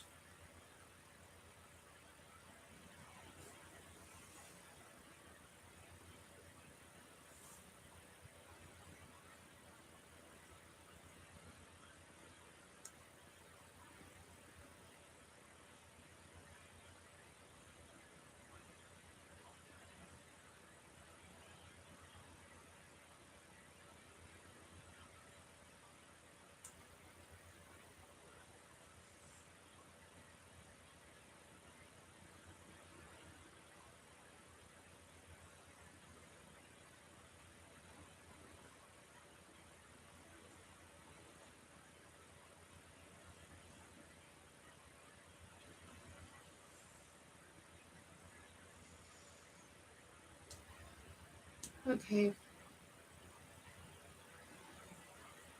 we'll just read the fourth part later,